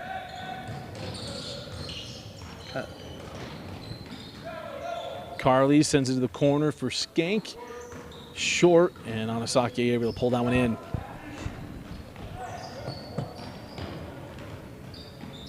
DuPay on the baseline. Jackknife it into the corner, work it around. Gibson, he got inside the NBA three-point arc and left it short. Vicentin off the mark, but DuPay there. We'll call that a lob and an assist for Vicentin. So 49 all inside of 13 minutes left. Coach Taylor likes to put that press on. We saw him doing that earlier. Not Coach Taylor, I'm sorry. Coach Killen. CJ likes to put that pressure on and get guys to turn the ball over. It seems to be working.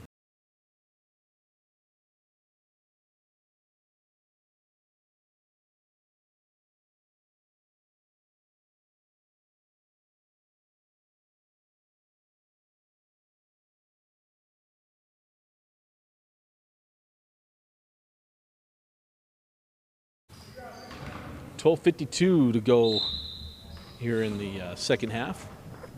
Tied at 49. We'll have the championship week next week. Get your tickets at utah50.com.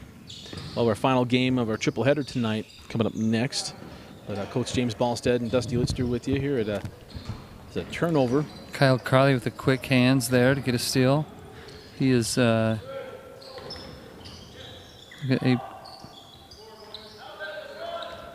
Kyle's fun to watch, quick, and sees the floor really well. Iverson goes out Ludlow. A little Region 2 matchup, can't get it. Gets his own rebound, left it short.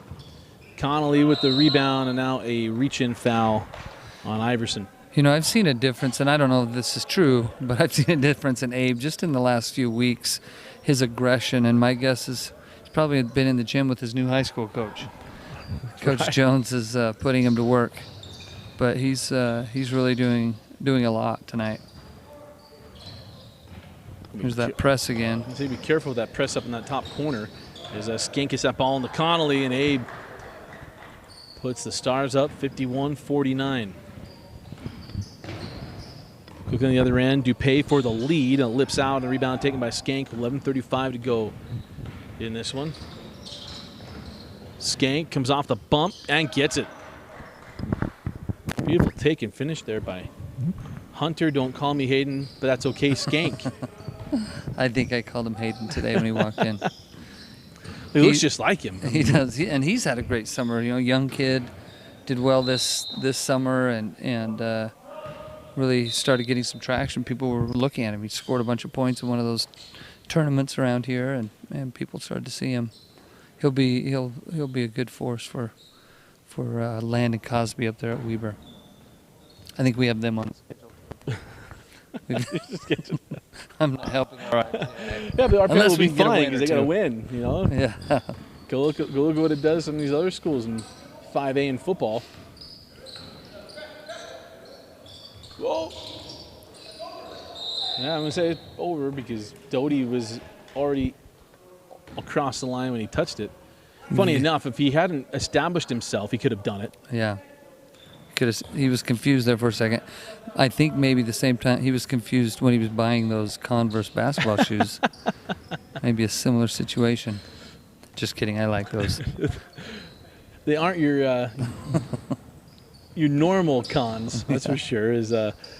Here comes Hansen knocking down that shot. Excited to watch him in a healthy year with Corey Mullaney. Hansen got hurt middle-way through the year last year. Around the turn of the region season, if I remember correctly.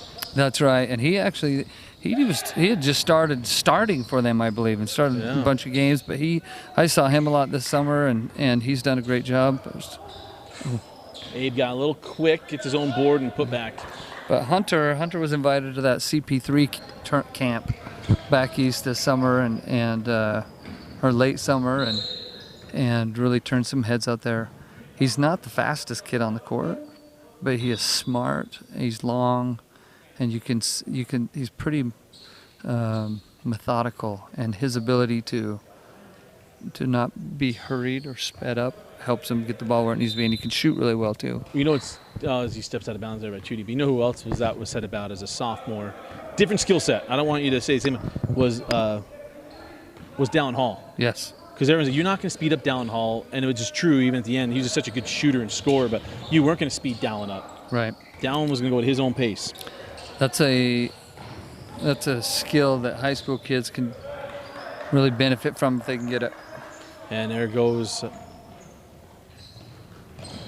Doty with that lay-in. 57-53 as Chudy sends this one back out low on the baseline. 18 seconds on the shot clock. Gets it up top to Dupay.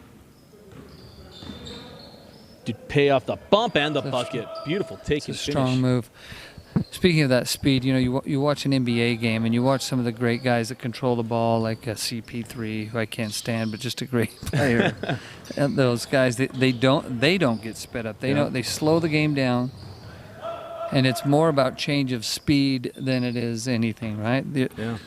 I always talk to our boys and tell them, I don't care how fast you are, as long as your fast is faster than your slow, and your slow is slower than your fast. Just change your speed. As Conley can't get it. And Doty there. And it's funny, I always use movie quotes all the time, but my favorite is shooter. Smooth is fast, fast is slow. Yeah. Right? Being able to mentally go, but just keep control of everything.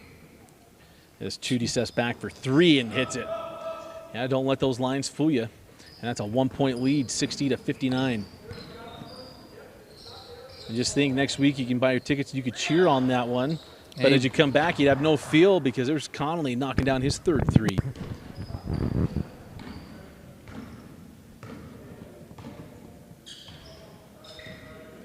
.7:15 on a rolling clock. Into the corner, low for three, back rimmed, and rebound to Connolly. As good hands by Dupay. He's a hustler, isn't he? Yeah, he's quick.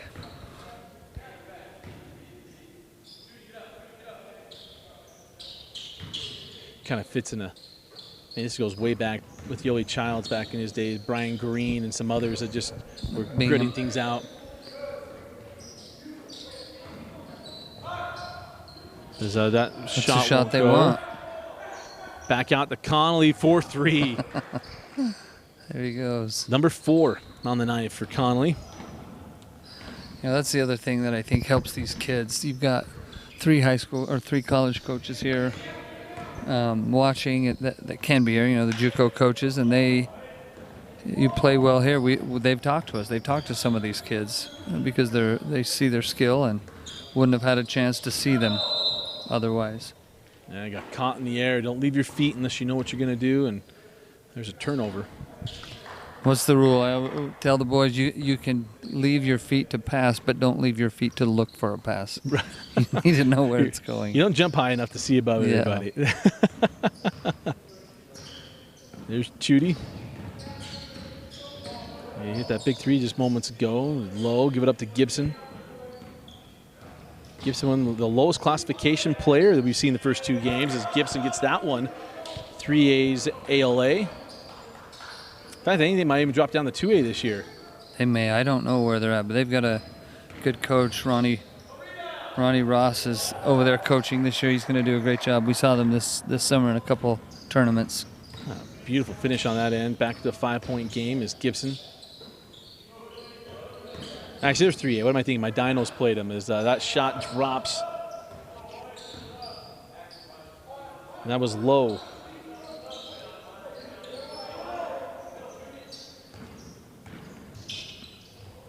Into the corner, Skank. Off on the 3, Chudy with the rebound. 5 minutes to go in a 3-point game. Here comes Gibson. Goes out Langston. Fall away. Left it short, and a rebound claimed by Langston. That's a shot a defense is going to give up every time. They'll want that to happen. Connolly again for 3. Crawls off. Skank with the rebound. And Hunter is fouled on the baseline. Those dribble pull-up jumpers after 4 or 5 or 16 different dribbles to go in. That's what, as a coach, I'm going to let a kid shoot that all day long. Not on when you're playing defense. Those are the ones you want. Especially at the end of the game. But again, remind you, next week is Championship Monday, and we're going to allow fans in the building for the first time in the 6 weeks of this Top 50 League. And again, go to UtahTop50.com to purchase your tickets and come see what everyone's talking about. We'll have 1 versus 2, 3 versus 4, and 5 versus 6. Game starting at 6:30. Championship at 8:30. Again, go to UtahTop50.com to purchase your tickets. But 4:29 left in the half, and probably in the game, I should say, and a 3-point lead for the Utah Stars on the Virginia Squires. Now, all the teams are named after ABA teams, is that right? That is my favorite. So the Flint Tropics are actually an ABA team? No. Okay. But we couldn't do that without using the Flint Tropics. And we even thought about having someone wrestle a bear at halftime in one of the games. Maybe we can get Brian Alfrey in a bear costume. Oh, man, he would love that. He would be the perfect person to do it. No, the Flint Tropics aren't, but okay. Of course the Jackie Moon references have been plentiful here. But 4:29 left here in this one. And again, Coach mentioned our next game and the nightcap for tonight, the Tropics versus the Muskies. Figured to possibly be the championship game next week here in the Utah Top 50. Again, the Stars in black and the Squires in white. When we were putting this together, we loved a lot of the ABA names. There were a lot of great names, and we settled on a few. We were actually wondering who owns them. Right. So we haven't gotten a phone call yet. So no, you did the research, and I'm doing this top of my head. I think the only one that still exists is that 3 from Skank at the horn. That's the shot clock, by the way. Apologize not keeping you updated on that. Is the New Jersey Nets? Yes. Well, now I guess they're the Brooklyn Nets. Right. They're the only ones that still exist. As far as being quote-unquote professional, is right. Inside to Chudy, and Chudy fouled. As they'll go to the line to shoot 2. I'm laughing at Coach Killen. He's helping the refs out tonight. You hear him call out a foul every time he sees one. Well, you can tell everybody to be calm. You put a scoreboard and a clock up. I know, it changes. Was the thing they said about like Larry Bird and everyone said, hey, they'll play ping pong and it's all fun and games until you tell them there's a score. Yeah, exactly. 3:15 to go.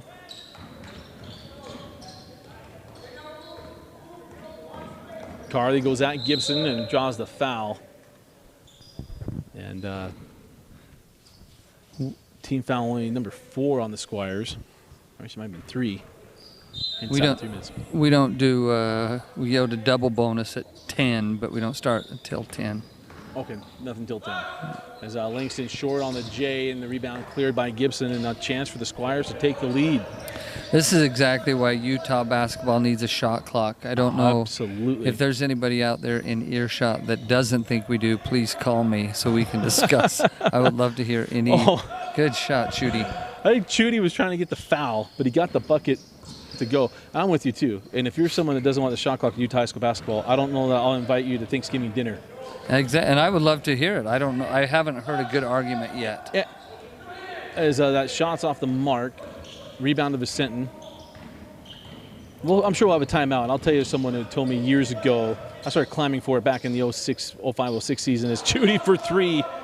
And now, look at that. It's a 4-point lead. Trailed by 5, up by 4 in the last 2 minutes. And again, why the shot clock? Because you couldn't just bury the clock with possessions. If there was a shot clock, Black would still have the possession from 4 possessions ago. Absolutely, and 2 timeouts later. Yeah, exactly. Or shot free throws. Yeah. 71-69, especially the 30-second shot clock. It's perfect. Lob at the near side here to Gibson down. Oh, got a little fancy on that pass. Minute and a half to go. Here comes Skank, trailing by 2. Skank, give it up. Mulford for 3. Oh, and a lipped out rebound. Whoa, they're going to get Vicentin on the foul. He's going to call a foul on a jump ball? I guess we're not at the line. Come on, Logan. That's Logan the ref. I've yelled at him plenty of times. So timeout on the floor with 1:21 left in a 2-point game. But yeah, the 05-06 basketball season, I'm a young 21, 22-year-old TV show in a bully pulpit. And I just kept saying, we need a shot clock. Well, what is this? I had a coach, was a prominent coach who won a state championship that year, that told me, if you want us to win by 60 points, go ahead and put a shot clock in. He said, those teams are so good, we will bury teams that aren't. And I looked at him and said, you're doing it anyway. Yep. At least now you have to shoot the ball at the end of the game instead of holding the ball. and making them foul you to shoot free throws all night long. Yeah. And I haven't heard a solid argument of why not to do it. Because I was like, hey, if high school is about in all levels, right, schooling and everything else, preparing you for college, why isn't high school sports doing the same thing? That's exactly right. And I've heard that argument, some of the smaller schools saying that, hey, there needs to be parity. That's how, they can hold the ball and slow it down. And it just doesn't add up. I mean, you can do that, but the reality of it is it's a different game. And not a lot of these kids, here a lot of these kids will go to the next level, but it's a smaller percentage. But we are trying to prepare them for the next level. I think it teaches better basketball. You have to make decisions. You have to, it's quicker. There's more reflex. I mean, there's just a lot of things that it's a funner game to watch as well. And no offense to our coaches in the state, and I love you all, so I don't know that I have a bad relationship in the state. Yeah. It means you have less control of the game. Absolutely. Takes the game out of the coach's hands and makes the kids, makes the coaches coach and makes the kids play. Yeah, that's exactly right. I'm all for that. I think you're to that coach's point where they beat them by 60. To your point, they're doing it anyway. I don't buy that. Yeah. I think that there's more. Well, we had an inadvertent horn. That was well before the foul. So which are we going with here? Oh, we're going with the foul.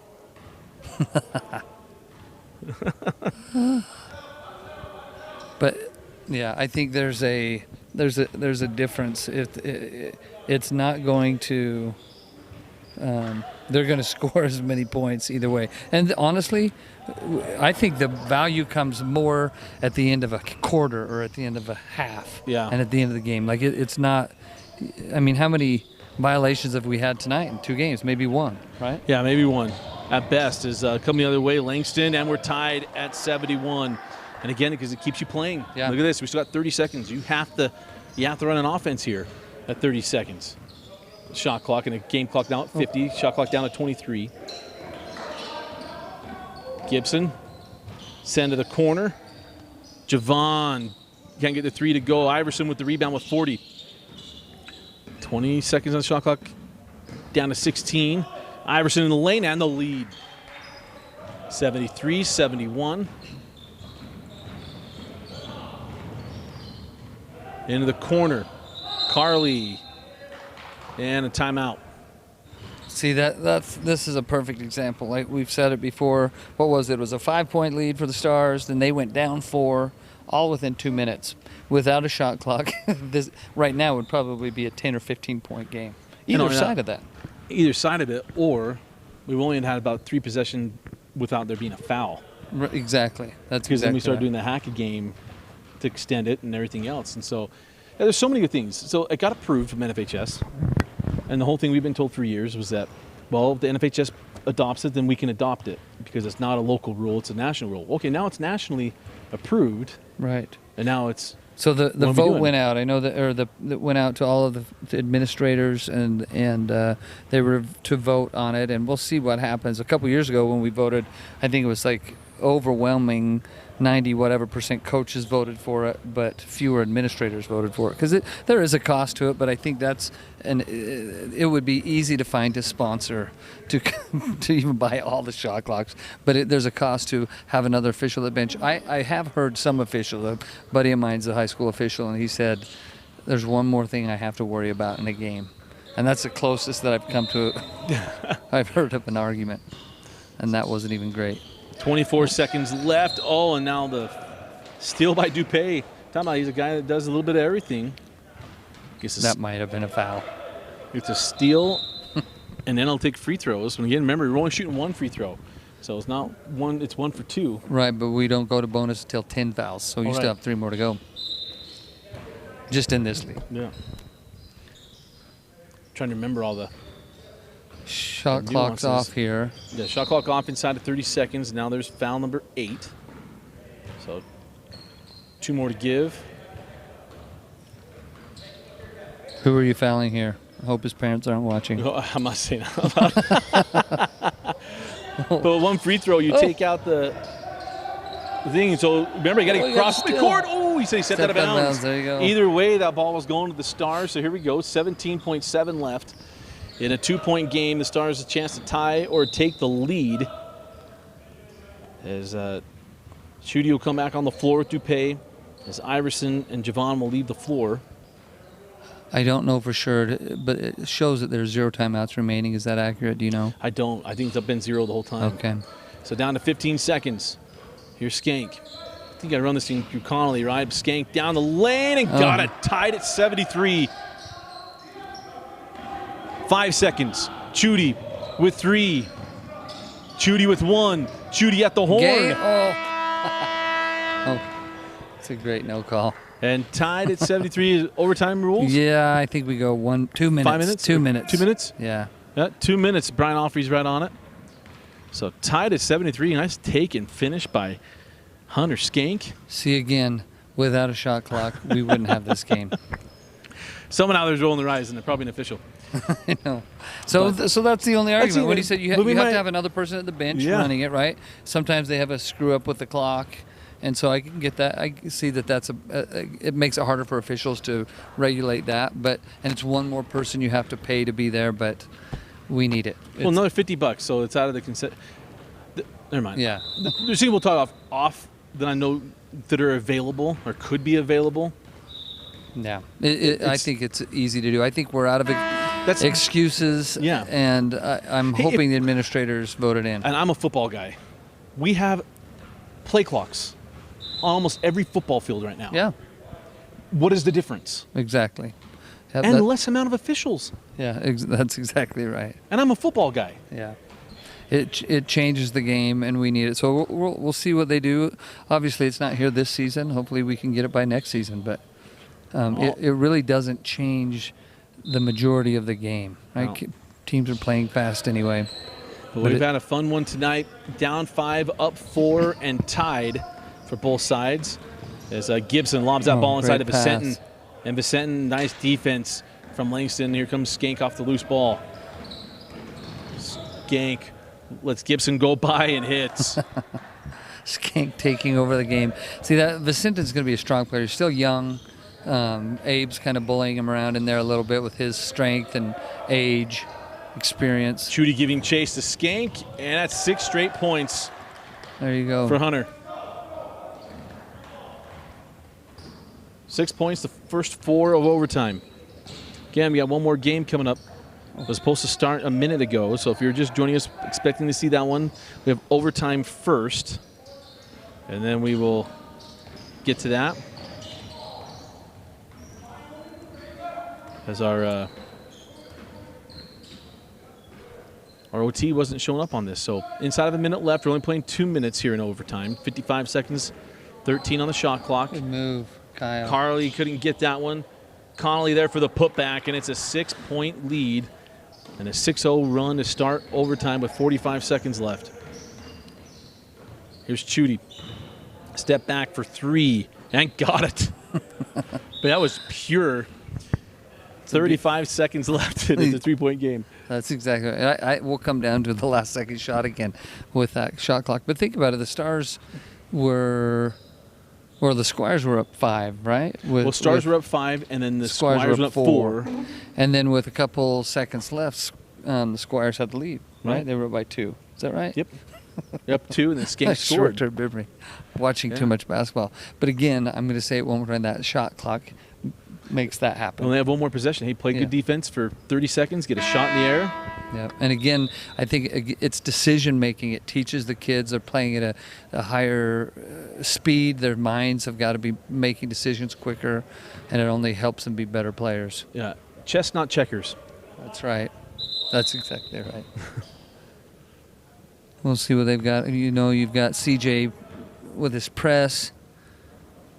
CJ's pretty phenomenal coach. He's done a great job here with Coach Taylor at Slick. They've got a great team coming into this season. They're going to be really fun to watch. It was a strong JUCO. I'm sure they'll be ranked nationally again. As they've been since that 09 year. As again, got to get the ball across midcourt. There's Skank. Gets it over to Langston. And now the foul to Javon Lee. That is team foul number 9. The team fouls carry over here in overtime. It's actually 6, so they're the other side. They've got 4 to go. The black and white part. You know, this jersey's just getting me. Number 50. In all 50. There's the foul now again to Iverson. 3 more to give. 29 seconds to go.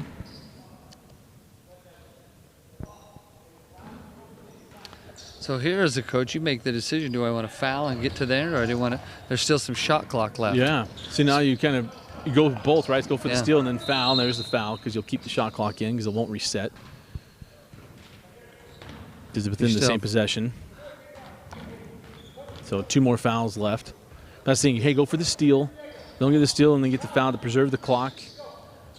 I guess they foul here and then they don't foul. Right. They just play, and then play him, right? So because with that shot clock. And it's why the NBA went to the 2 fouls within the last minute or 2 minutes. Right. Is an automatic bonus. And here comes Skank. And they're not going to play the straight-up defense and almost let him get away with the continuation there. As they'll put Skank at the line with 21 seconds to go. And up 3.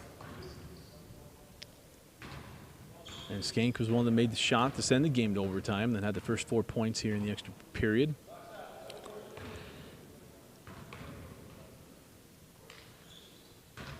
And he got it. 8 points in overtime. Oh, no, I guess 6. Yeah. 6 of the 8. Yeah. So here comes Chudy. It just hit rim. that 3, and it goes over to Dupay for 3, and Dupay hit it. So it's still not dead. These guys just can't put each other away, can they? That's good. Yeah. They're both Michael Myers. That's right. The guy just keeps making movies. That's right. So imagine how many this game would have been over. It would have been a 10 or 15 point game. Yeah. Without a shot clock. Can I say that again? That's like the 8th time I've said that. Hey, I've learned, if you're going to belabor a point, belabor it well. That's beat a dead horse. But 13 seconds left here in overtime and a 2-point game. Again, our final game will come up here as soon as this one ends. The Tropics versus the Muskies. These are fun games, even though it delays my drive back to the valley or back to the mountains. Hey, it makes the start of work snow, tomorrow a little that's shorter, right. but at least it's fun. It's the one thing to do something and it's a blowout, and it's just not fun to watch. This has been a lot of fun to watch. Yeah. If I hadn't been for some work engagements, I would have been here the last 2 weeks. Yeah, last week was really tight. We've had a couple blowout, but they've always been competitive. Oh, a dangerous pass, and there's Ludlow, or pardon me,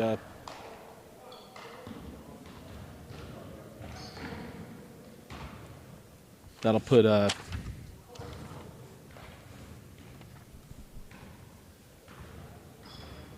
Diego at the line. Diego Mulford at the line. I knew it right till I went to go say it. As Vicentin will come on. Mulford and Q Meza out at Cypress are going to be a tough couple to contend with this year. Yeah, Cypress Kearns is going to be so much fun. Yes. Ooh. Oh, and it won't go for Diego. Oh. Conley there for the board and the putback and the seal. That's it. 4-point game can be a block +1. Well, Chudy got blocked by Skank, and that'll do it. A fun one in overtime. The Stars take it 83-79. Skank sent the game to OT and played big in the extra frame. So game 2 of 3 down. We head to our third and final game of the regular part of the season here for Utah Top 50. That's right. This next game I don't have the standings in front of me. Brian has those, but this next game, they're both undefeated. And depending on what happened in these earlier 2 games, we might see another matchup from tonight's game. And remember, next week will be the playoffs and the championships, 1 versus 2, 3 versus 4, 5 versus 6. As a championship game will be next week at 8:30. But you can buy tickets for all 3 games. Go to UtahTop50.com. We're going to step aside and come back with our third game of our triple header. You're watching Utah Top 50 on the Rewind Sports Network.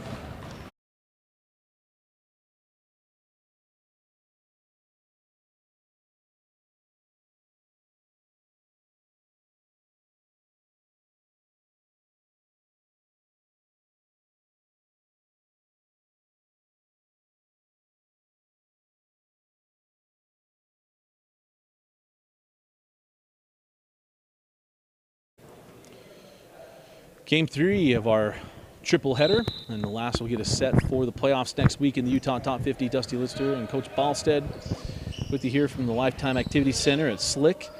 As it's the final night, or the final game rather, the Tropics versus the Muskies. Is that first shot will not drop, and we'll go down the floor with the Tropics. Quentin Meza out of Cypress. Terminate, throw the ball up top, and Man, it's quite the night for Diego Mulford. This is game 3 of 3 tonight for him. He's just like us. Hanging on a pivot and nearly a turnover there. As that ball loose and would not drop for Lewis Hoffman. Or was that Carlson?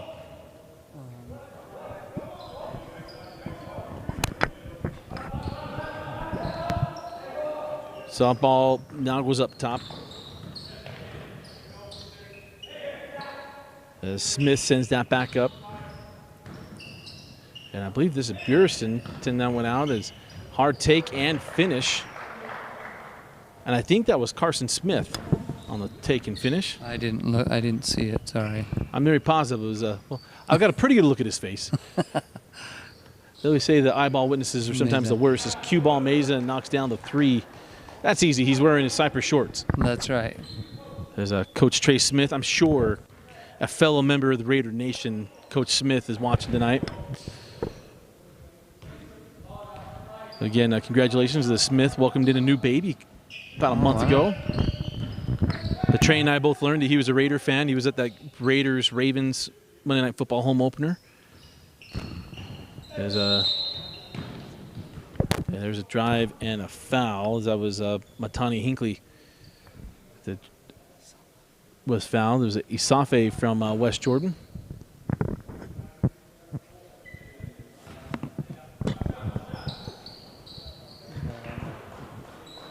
So we'll try to keep track of who's who. Again, we have all of our players wearing number 50. And so we have to go by faces, and sometimes it takes a second. As Mulford, this is the beauty of being 17 years old, is Mulford playing in his 3rd full-court game of the night, and he still has some legs. If he wasn't here, he'd be at the rec center doing the same thing. That is so true as well. As a ball gets swung around, I believe that was Isafe there.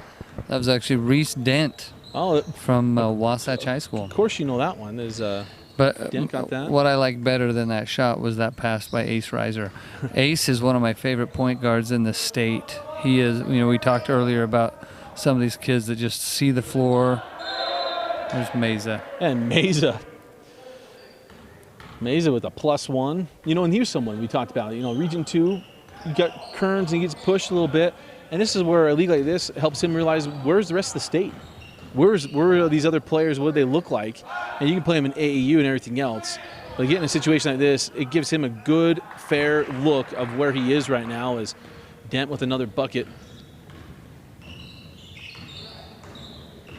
That's right. There he goes. Q's taking over this game. That's the thing. Again, these competitors.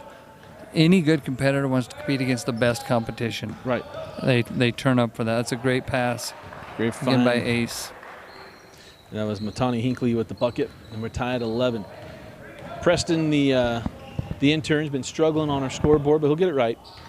As he gets that one updated, is tied at 11 with 16 minutes to go. That was actually Isafe again. Is Matani even here? Matani's on the bench right now. Okay, that's Isafe.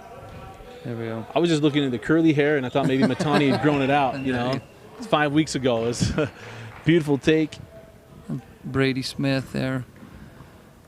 It's fun to see the brothers play, Brady and Carson. Meza going at Reiser, send back out Mulford.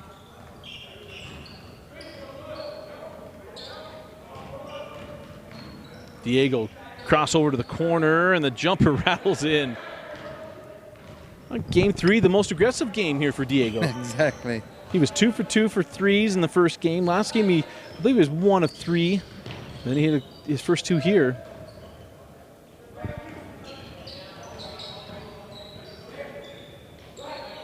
As here comes Reiser.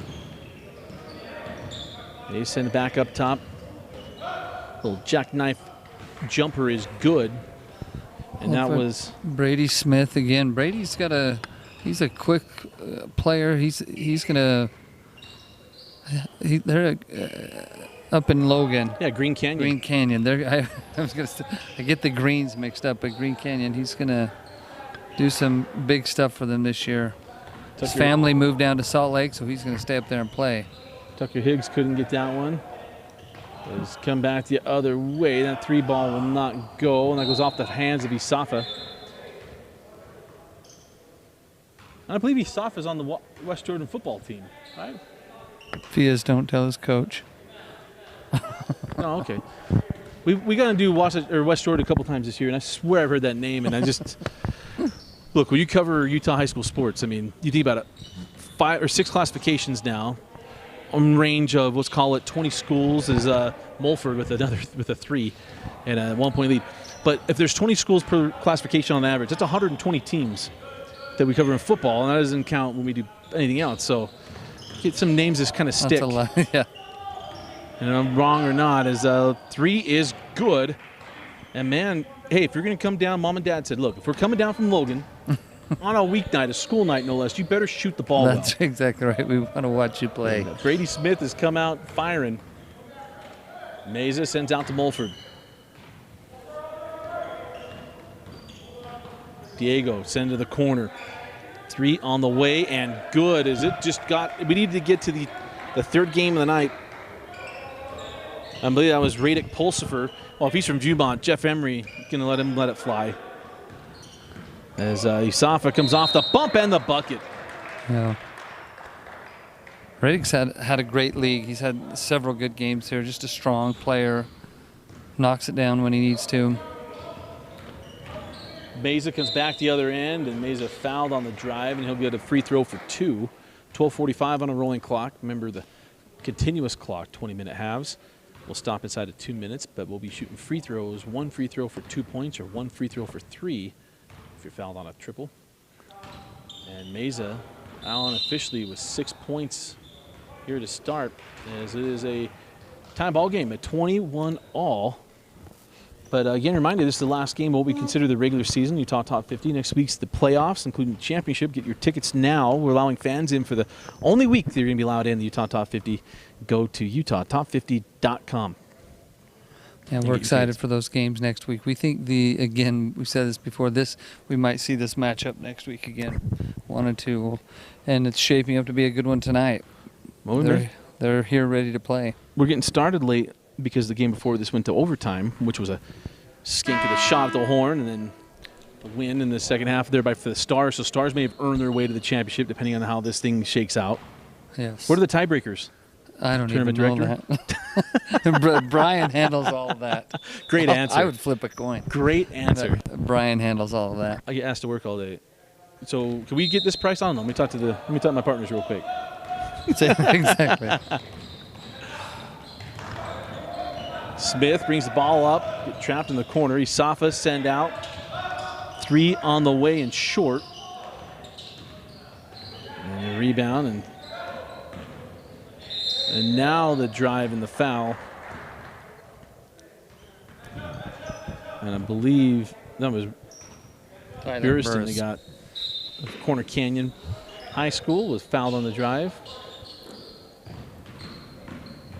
And now the take by Smith, can't get it to go with the left hand, and the rebound taken and cleared by a Wasatch Wasp and Lewis Hoffman. Come back the other way, and cue ball Meza can't get that one to go, and the rebound cleared and taken on the run. Smith sent cross court, 3 on the way, back rimmed. Nice job of chasing that one down, and I believe now that is Hinckley, and he's fouled. Finally, Hinckley's like, thanks for getting my name right. That's not Isafa. Taufahima. What I liked about that transition, you see Brady Smith bringing the ball up. He's on the far side of the court. Defense is setting up that way. He makes a cross-court pass, shifts the entire defense. Smart guards know how to get the defense to work. That ball tipped out of bounds.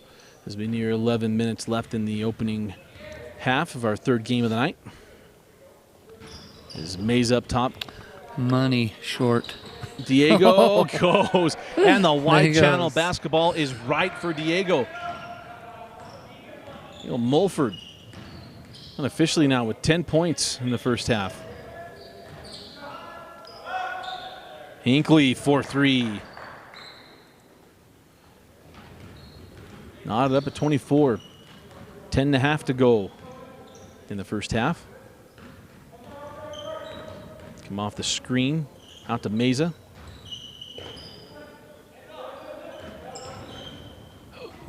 Mishandled. A good job of just keeping your wits about you. Inside of 10 seconds, down to 7 on the shot clock. Meza will rise, back rim, and rebound to Hoffman. Sends out for 3. And the second chance opportunity goes by the wayside as the ball cleared by the Muskies.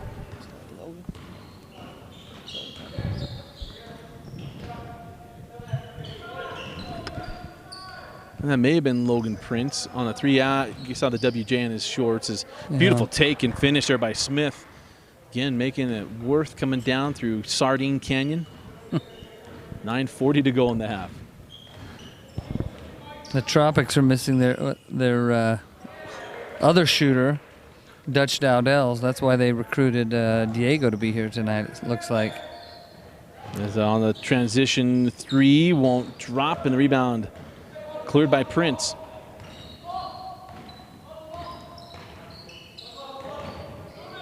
Step back, nothing there. Good ball movement. Mulford fouled on the drive. Actually, let's just say out of bounds. As that was good ball movement. Now it'll come off. Hoffman goes off along with Diego Mulford. Jackson Workman in. And Tucker Higgs. Tucker's another Landon Cosby player down here from Weber. Oh, nice ball fake and take, and just would not crawl in there for Radic Pulsifer. Yeah, Radic will go to the line, 1 for 2. So 26 all, 8.5 on a rolling clock. Maybe the clock will continue to run until 2 minutes left in the half. And Pulsifer now with 5 points in the first half for the Tropics. 28-26, 8:15 left till halftime as Prince comes off the screen. Oh, nice find inside, and an easy 2 for, I'm going to guess, again, it was Carson Smith. I'm not 100% sure on that. Sorry, I wasn't looking. Okay. I'm not doing my duty here. Sorry. That's just fine. Nice take and finish there by Prince.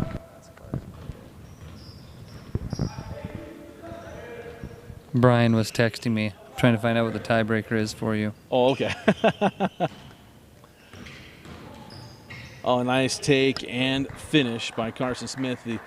That actually was Tyler Burston that time. That's Burston. So Burston had both of those. Maybe. Right. Tell you, when you're this far away, it is it's hard to tell. Man. They do look similar. Carson's at the top of the key guarding right now. There you go. Pulsifer off the mark on the 3.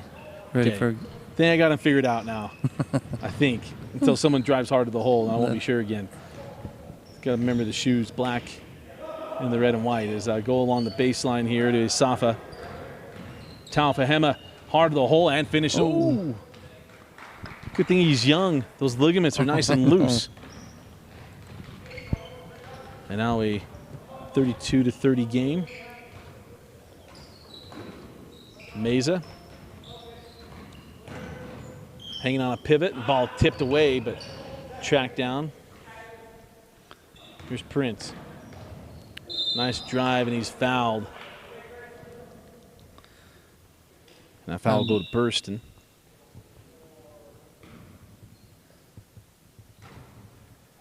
They're similar players. Watching them the last couple weeks, Prince and Burston, obviously similar size, but their length, again, causes problems against other guys here. And Prince left that one short. Up the floor now, Brady Smith. And the 3 on the way and off the mark. It's Ace Riser from Bingham. Tucker Higgs, hands back.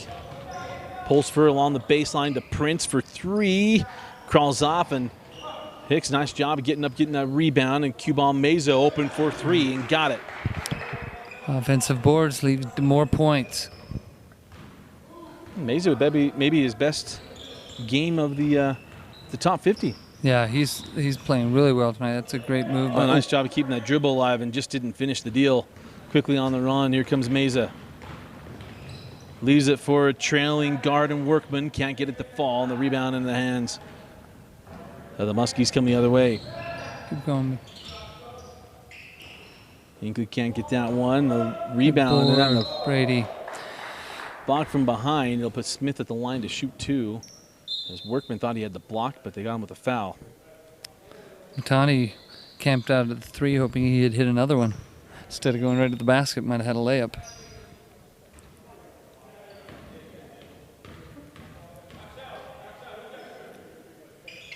And the free throw for Smith is good, and his outstanding first half continues. 4:44 left in the half. Here's Diego Mulford.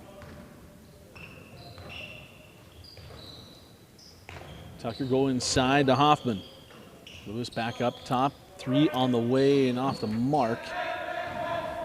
Cookie on the run. Good move, Oh, nice Brady. take and finish by Smith. Man. Yeah, I think you're right. Brady's taking advantage. They've got like 4 feet of snow in Logan right now, if I'm not mistaken. Oh, my mercy. I don't know if it's that much, but they had a lot of snow. If he's coming down here in this weather, he's going to get a game out of it. Workman couldn't get that one to drop. Quickly on the run. Ooh. Burriston got caught there and hit him with the travel. Not going to let you Euro 20 feet away from the hoop. That's exactly right. I love Coach Killen. He's calling we don't even need the refs tonight. Coach Killen can call it from the bench.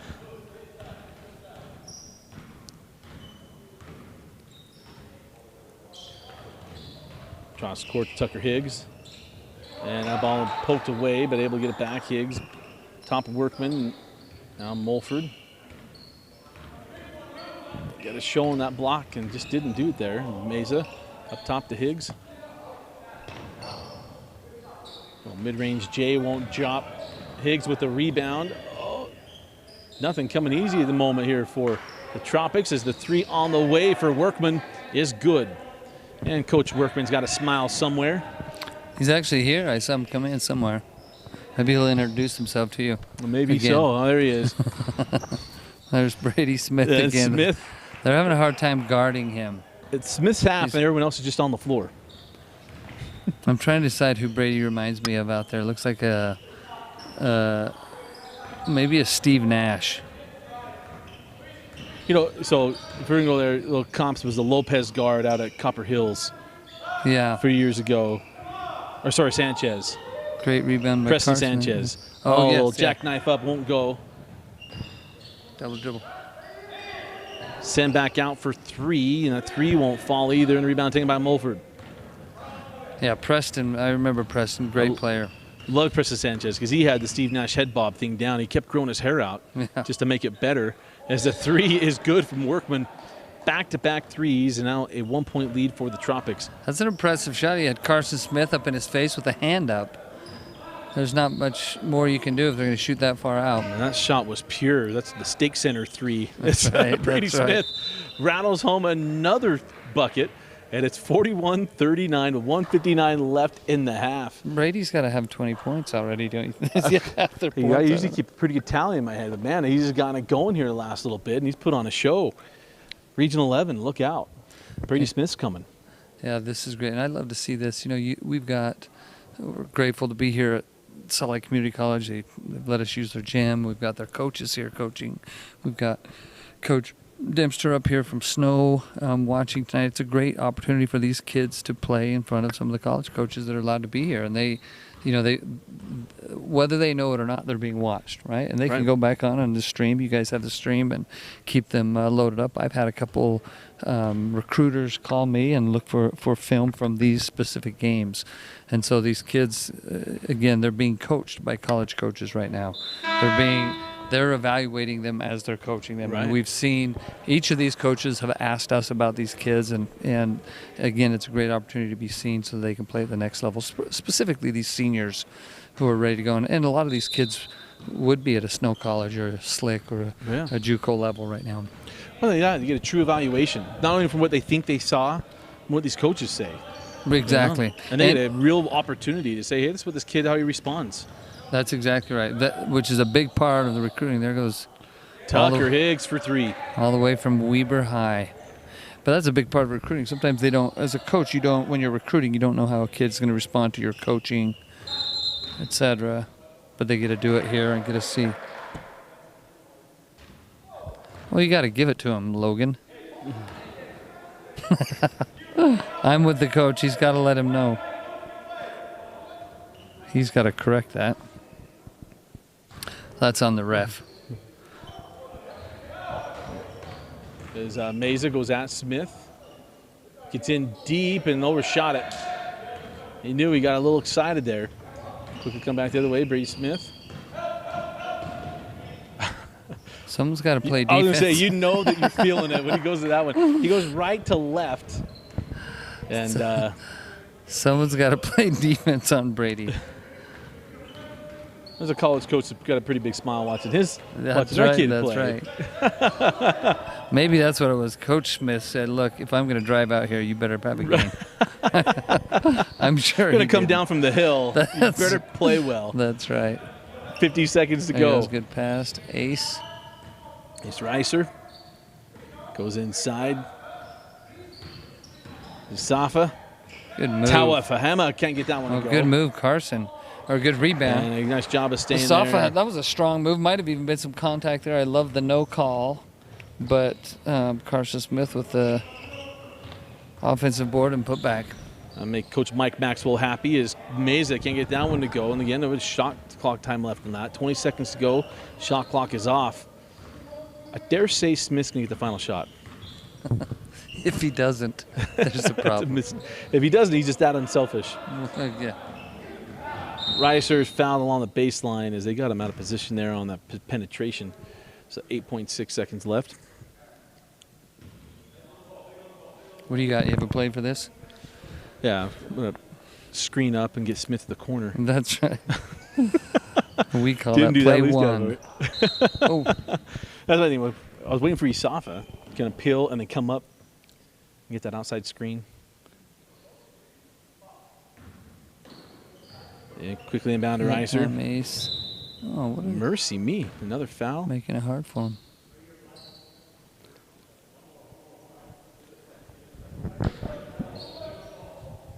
Lob in. Isafa. Tafama with the bucket. And it's a 5-point lead as we go to halftime. And at the end of the first half, it's the Muskies 47 and the Tropics 42. You're watching Game 3 of the Utah Top 50. Again, a final game of the regular season. We'll have the tournament next week. But, Coach, your thoughts we saw that first half? You know, I love to see them compete. You look at these guys, and you mentioned for a couple of these kids. Well, Diego, I think, a holdover. He played at the other ones. Or they played the other games, but he's here playing his third game, and they're here to compete this whole game, every possession. Again, we'll go back to our shot clock conversation from the last game. It pushes these kids. They make smarter decisions. But both these teams, they have the best record in the league right now, and you can see why. And they're even missing a couple other players. But that level of competition when they get out there, it kind of raises it. They know each other. You know, most of these players know each other. They know how good they are. They've seen them out there, and they're here to beat them. They're here to beat the guy next to them. And some of them are even teammates on opposite teams. They want to take it to their buddies. But that's what I've loved about this league. Just the competitive nature of every one of these games has always been high. Right, and it's year one, so we get ready for the next iteration of what this can look like. I mean, it's sort of how you build a reputation. Hey, what was it like? What did you get? What did you do? And I think out of this more than anything, hey, I got good coaching. We had college coaches. We were taken care of by the guys who ran the league, and it was streamed. I can go back and rewatch it, and I got to beat my friends. Right, exactly. You know? I get some bragging rights to shoot around tomorrow. Yeah.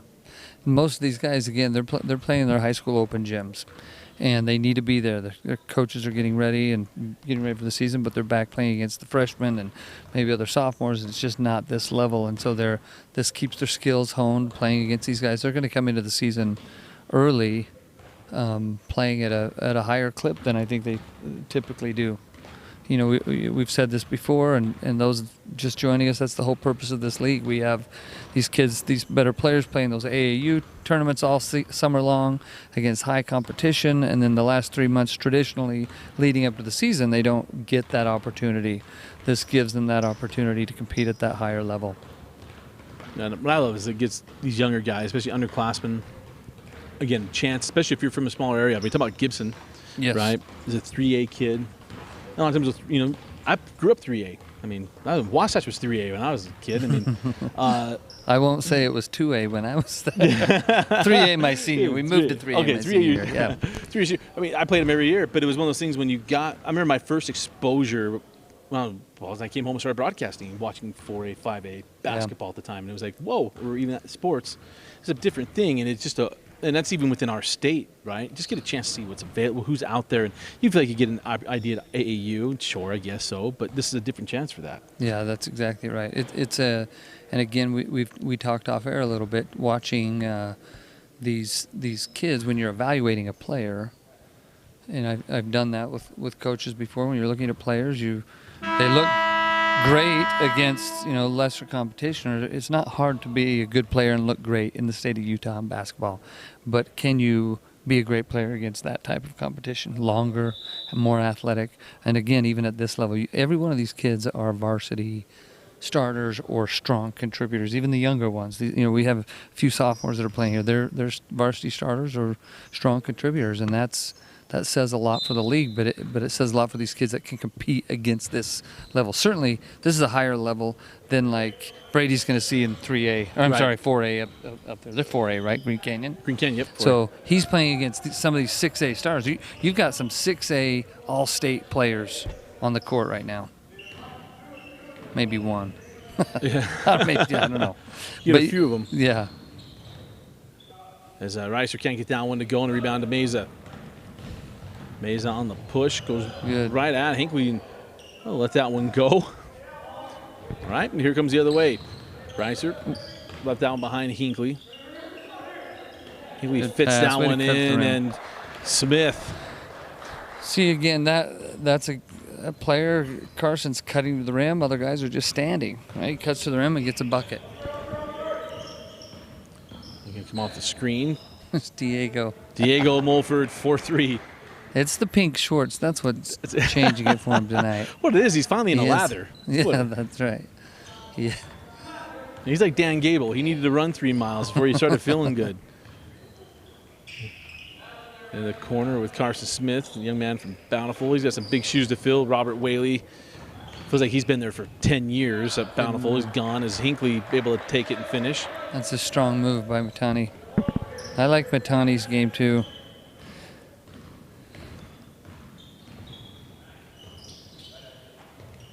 And playing for Coach Wilson, the other Coach Wilson at Brighton High School. Of course, Skyler, his older brother, the head coach long time now head coach at Riverton. Oh, yeah. Into the corner. 8 seconds. Shot clock down to 5. Yeah, Workman was on the line.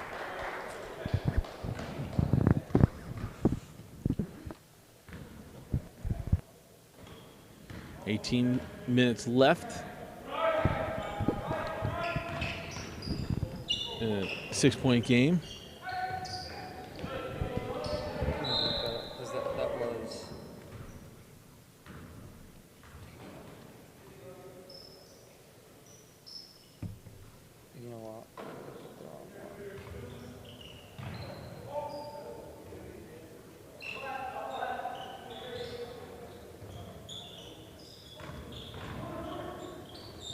There's a nice take and finish there for Isafa.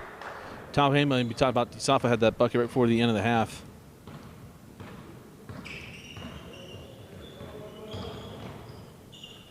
As Workman for 3, and it lipped out. Was looking for his 3rd triple.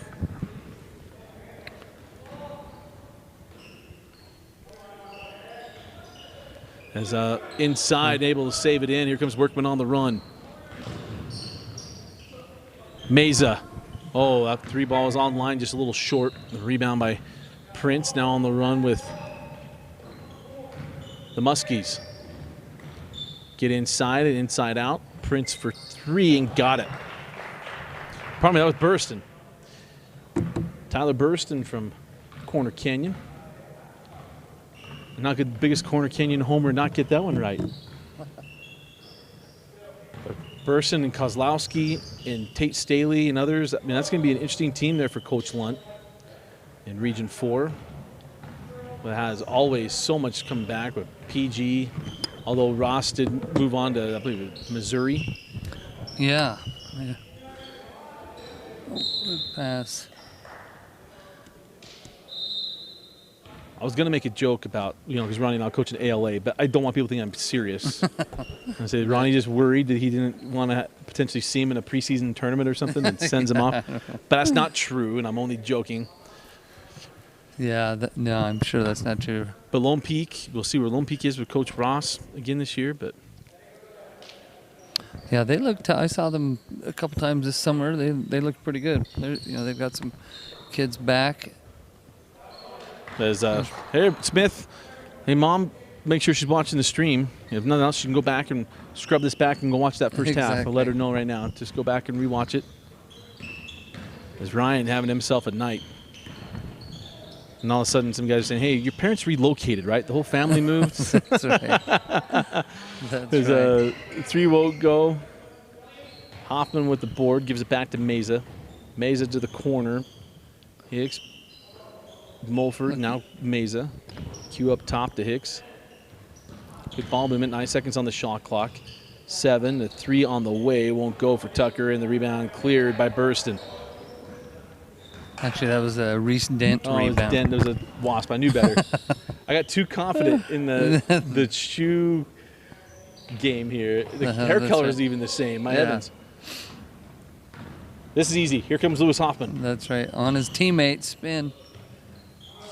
Left down a little too strong, and rebound cleared by Reese Dent. Here comes Smith. Brady, send to the corner. And out of bounds.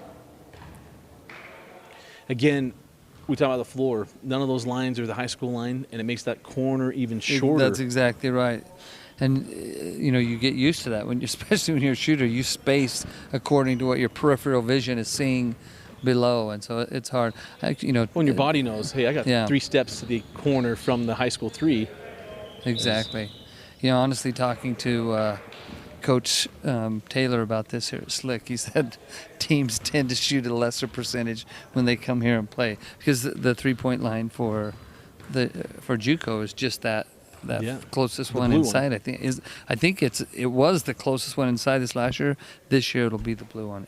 Is my understanding. Maybe I'm because the closest one is the women's 3. Correct. The college women's 3, and then the men's 3 is the blue, and then yellow is the NBA. Correct, and I could be.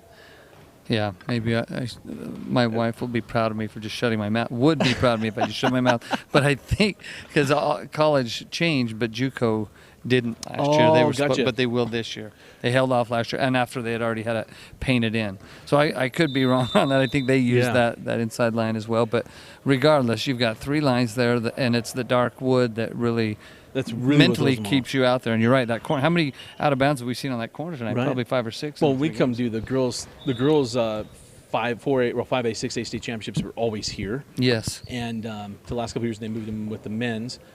But the girls always struggled with it. You'd have the girls chucking up from the NBA 3-line. Their coach like, hey, come on, let's. But it's easier said than done. I don't blame them because just mentally it hates a different wood. It's just where you're going. You don't want them looking down all the time. Exactly. It's easier said than done to be out there. And honestly, you see that in state tournaments historically when they play at the or the colleges. That college line's always there. Kids like to shoot out there, and there it is. Good offensive board. But kids will shoot out there, and the percentage drops in state tournaments. Right. The 3-point percentage drops because of that. Well, my favorite was, I think it was a 2013 or 2014 tournament at University of Utah. I kid you not, as Meza weaves his way. I did, we do every game, and it started that year. We were about ready to tip the first game, and nobody had noticed that they hadn't put in the high school line. Oh, really? And we had to hold What year was that? This was 2013. Is when Utah had just changed their floor to that blackout line and stuff. Yeah. And they hurried and brought out the masking tape. And got it all marked up as Smith knocks down the 3. Speaking of University of Utah. We're going to have to stat this. Maybe we can ask his mom to stat this when they watch the. He's pretty close to 25, 26 points. Yeah, he's got to be there. At one point, I was keeping up with it mentally as that 3 doesn't go for Radic Pulsifer.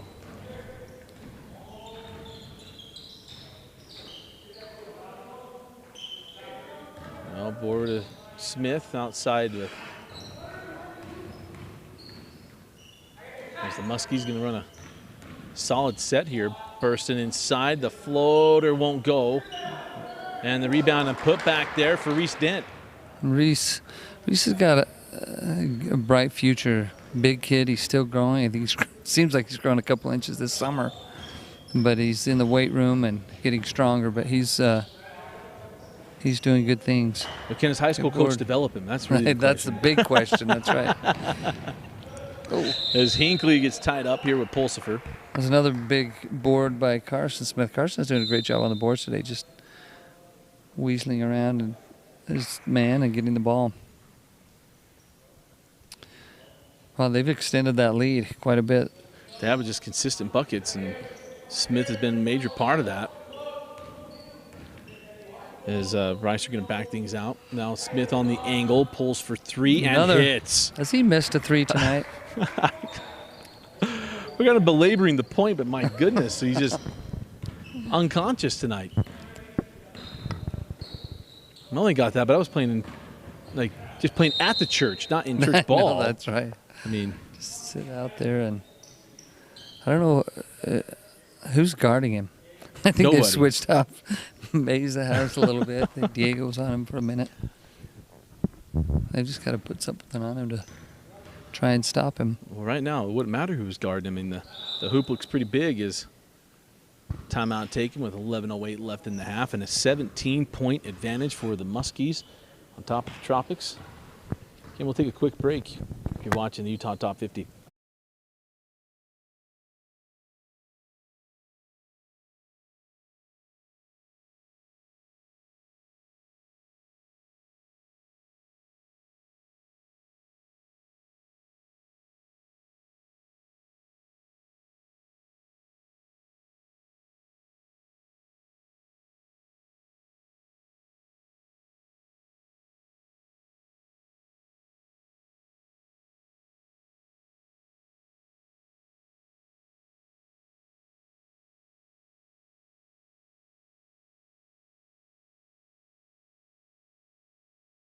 So that could be the unofficial stats in. All right, so 11:08 left. Unofficially, we had a Smith at 35.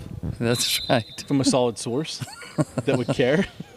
That's right. Oh, and a steal off the full court press, and Prince can't get that one to drop. As the second half has just gone cold for the Tropics. They have not. The cold weather has gotten to the Tropics. It's the Flint weather. It was the water finally got him. Mesa missed on that one.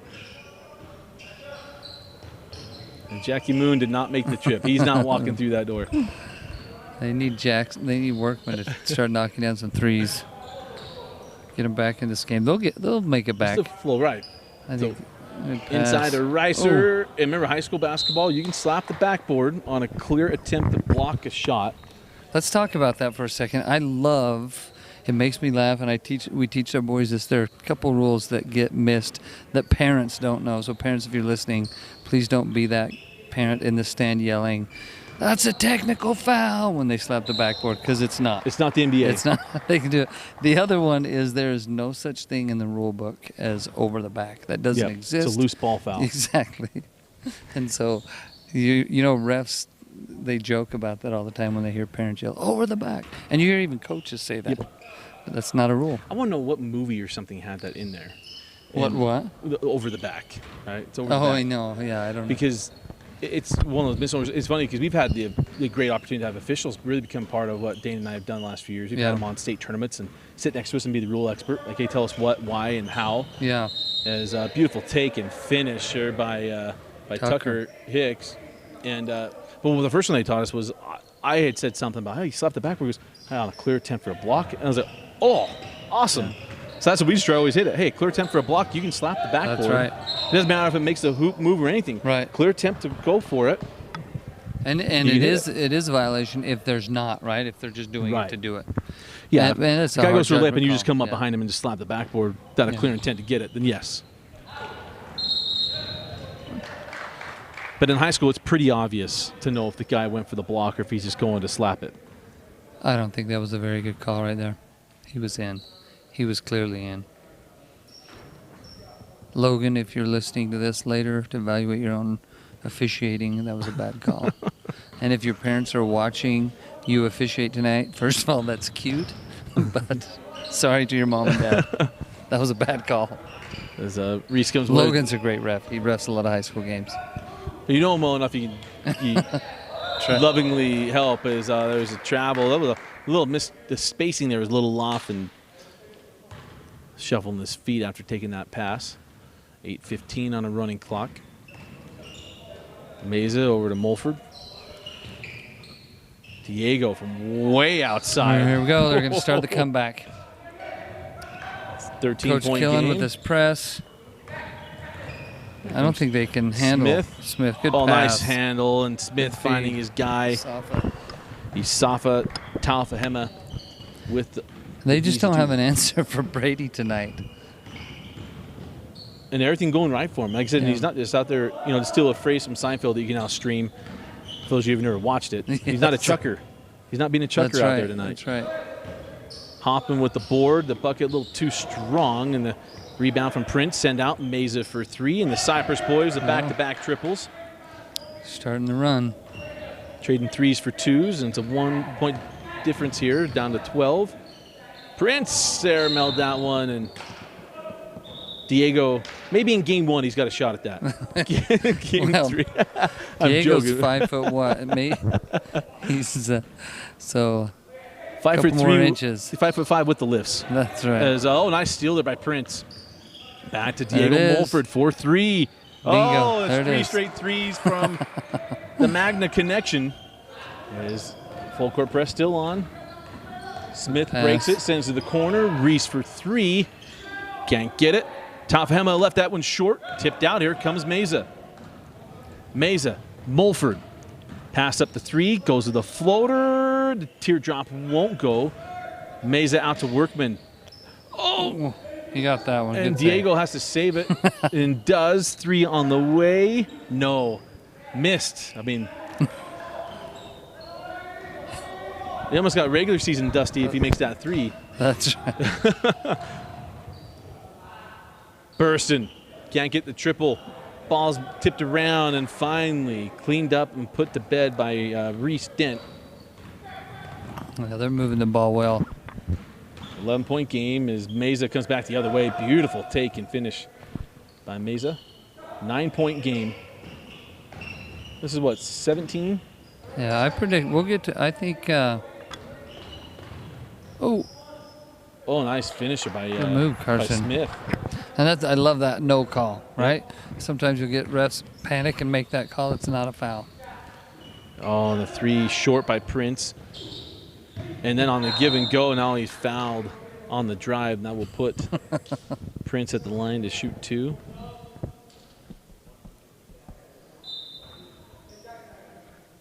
Logan Prince, a West Jordan Jaguar. State champs, it doesn't seem like it was that long ago. They're going to be celebrating the 12-year anniversary of that state championship team with Gallegos and Mason Sawyer and young Jordan Loveridge. As he hits the free throw for 2 points. That's been a while. Beat Tyler Haas in his last high school game. Snapped his state championship opportunity to go 3 out of 4. That's right. Man, I remember those days. Well, that was the night of the upsets because West Jordan beat Lone Peak, and then probably one of the most talented teams the state's had in a long time outside of the Lone Peak National Championship, that Provo team with Collinsworth and Davies. Yes. They were going for 3 straight, and it was Corbin and that crew from West, Coach Ronnie Stubbs. Ronnie Stubbs. Coach Stubbs was the head coach at CEU. Back in your time, right? When I was in high school, he actually recruited me out of Wasatch. and he has been around for a long time. He had a good team down there He did at with CU. Virgil Shaw Yeah. and young Harold Arsenault and Eddie Gill. Then going to Weber State. So I used to go to the BDAC and shoot those guys and we played 7 on the line. Yes. Yeah. We didn't play 21 tip in with him because that wasn't fair. Harold You can we drop would stand the in rim the lane down. and Harold would jump over us. That's good. And we always tell Gil, hey, you try it. Gil would just laugh like, no. That's funny. Here we go with Coach Killen's press. Reiser got the ball in the middle of the floor. There's the break. Tao Fahema in the lane. Oh, he traveled. Got a little uncertain where he was That's right. and shuffled his feet. That is a good call. So I give him praise after giving him some criticism. Yeah, that's right. That was. They can't leave Brady on the bench very long. We'll see what Coach does. You don't want to cool him yourself. Tropics Here comes are- Pulsifer right to the rim and one. Closing the gap. 6-point game. 76-70. Again, I believe it was 17 points. There's Tao Fahema. Oh, nice find inside. Dent. Can't get it on the jackknife, and he'll have to go to the line and earn it. 2 for 1. I thought Dent was going to put it down. He's had a couple dunks for us this summer and fall. He's starting to get up a little bit more. Maybe you should have just gone straight with it. Yeah. As Dent knocks down the free throws. And you're into the shoes. You're telling me, hey, you live on the Wasatch back. You can't play at Wasatch and wear red, black, and white. I needed to let him know that. However, I will give a pass because those are the Kobe 6s, my Okay. favorite shoe. And it's hard to find. I don't know what size he is, but I'm sure it's hard to find his size. Meza with a bit of a heat check 3 there. Can't get it. Smith with the rebound. Another rebound by Carson. Lead out. Hoffman gets back on Dent. Dent leaves it behind for Reiser, who lays it in. And just like that, they're back up 10. Oops.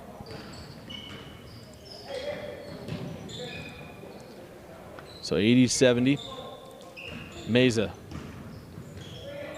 Hicks into the corner. Pulsifer. Good ball Great movement. ball Pulsifer movement. knocks Great down ball the 3. movement. Quick up the floor. Reese Dent for 3. Short. In the hands of Meza. Chance again to cut this down to 5. Hicks on the trail and rattles home. Down to 4-point 4. game. Reiser into the corner. That's He'll get it back. And the 3 lips out. board. Nice Another hustle there by rebound by Smith. Carson. And a timeout taken. See, I like that. That last transition, Tropics had hit a 3. They came back down. Where the Muskies had gone up, a quick pass up to Reese Dent in the corner. In my opinion, Reese should have held on to that, not shot that, moved it around. Next time down, they came up and went to Carson over here in the corner, and he passed it back out. And it was another quick 3, but I thought that was the right move to get it out, to slow it down a little bit. They haven't scored in a couple possessions. They need to maintain that lead. And most guys say, hey, just take a breath for a second. Get your Yes. wits about you. Even with the shot clock, I know Yeah. with shot clock a lot of times, especially in the NBA, it's the first best shot you have. This is what you're supposed to take. But in a game like this, when it starts to wind down like that, you can get another shot, especially at this level. You can get another shot, a better shot. And Uncle Mo's a real thing, right? I really believe that. Momentum's a huge thing. Yes, And they just yeah. hit a couple 3s. They were down 10, also they hit 2 more. And it's, hey, just take a second, get your wits about you, and find the next Right. best shot. Exactly. Then we'll see what they come up with an out-of-bounds play here. Or if they're just going to get it in. They got 17 on the shot clock. And Smith back in. Oh, that ball got a little too tall. Carson Smith could not climb the ladder to bring that one down, so a chance to make it a 1-possession game, either 2 or 1 with a 3. As here comes Meza. Off the bump. Oh, and it just wouldn't go. He got the shot he wanted. Maybe surprised it was out of open. Forced it a little bit. Oh, Smith had that one poked away from behind. Meza got numbers out. Mulford for 3. And Mulford comes off There the you go. bench, and it's a 1-point game. Good defense on that backside on that tip. Here comes Hinckley. Rice had nowhere to go, sends out to Smith, and now a foul on the drive. Yeah. I think someone forgot to talk to Logan about just letting him play. That's all right. That was probably my job. Okay, no one's coming off the floor. Here goes Smith on the reverse, and it's a 3-point advantage. Nice movement there by Carson Smith, the Bountiful High product. As here comes Meza. Terminates, send up top. Mulford. He and Meza got things started with Diego wants to back-to-back shoot threes. it again. Diego wants it, doesn't he? It's There the he pink goes. shorts, the runner lefty. Yeah, that's a 1-point game, 82-81, 1:25 to go. And that ball kicked and will go back. With 1:22 left. Oh, maybe it fell nap there on that inbound. A ball a little tall. Hinckley climbs the ladder to get it. Right to the rim. It won't go. And it's put up and in by, I believe that Carson Smith again with the rebound. it was Smith. So Carson's got to have 84-81. over 10 rebounds this game. Meza out Ooh. to Mulford for the tie. Oh, it was on line and short. Rebound. So Tyler Burston. But again, shot clock, they play defense, and Mulford draws a charge on Smith with 48 seconds left. I don't know about that. He extended his arm, so they got to go that way. Hey, but here's everything to learn. If you get the shot off before 30 seconds, you get another chance at it. So you can take the 2. You don't have to shoot the 3 to tie with the shot clock, but they good defense here by the Tropics. Or probably the Muskies. It's all good hands. And it's still by Reiser. And then the foul on Prince. Shot clock is off. But just understand that part, right? 30-second shot clock, take the shot around 40, Exactly. 38. You're right. And you still have time. Yeah, give yourself a chance to play defense to get the ball back. Right. And we're still both 5. We're 5 fouls away from bonus. 4 now. And maybe the league director said, hey, 2 fouls inside. I know. I put my suggestion card in the suggestion That's box. a good idea. That's a great idea. Because we've had so many close games. Right. It's good to get. Because it's easy be way nice to have that, yeah. just to give it up. Hey, 2 fouls within a minute, Right. automatic bonus. Good pass. Oh, and Awesome. Smith gets lost in the shuffle, and it's an easy 2 for the Muskies. 5-point lead with 20 seconds.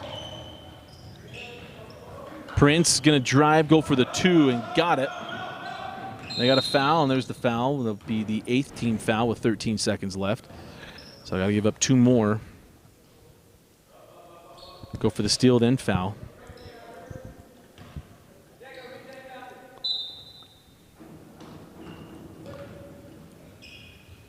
And quickly into Reiser, and he's fouled by Workman. Taking off 6/10 of a second. So now here comes the last foul. And there's Smith, fouled by Meza. So 11.9 left. They'll put Brady Smith, who's been outstanding tonight, just can go ice this one away with one made free throw. Does this put him close to 40? Yeah, I think so.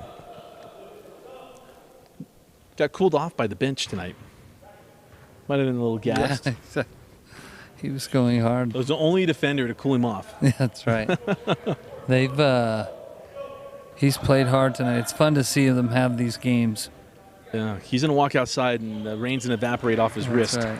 as he hits the free throw, and that does ice it, and we'll put the Muskies in the championship next Monday night as Meza gets that one up. Thought he was fouled, and we'll still have a little bit left here, 4 seconds.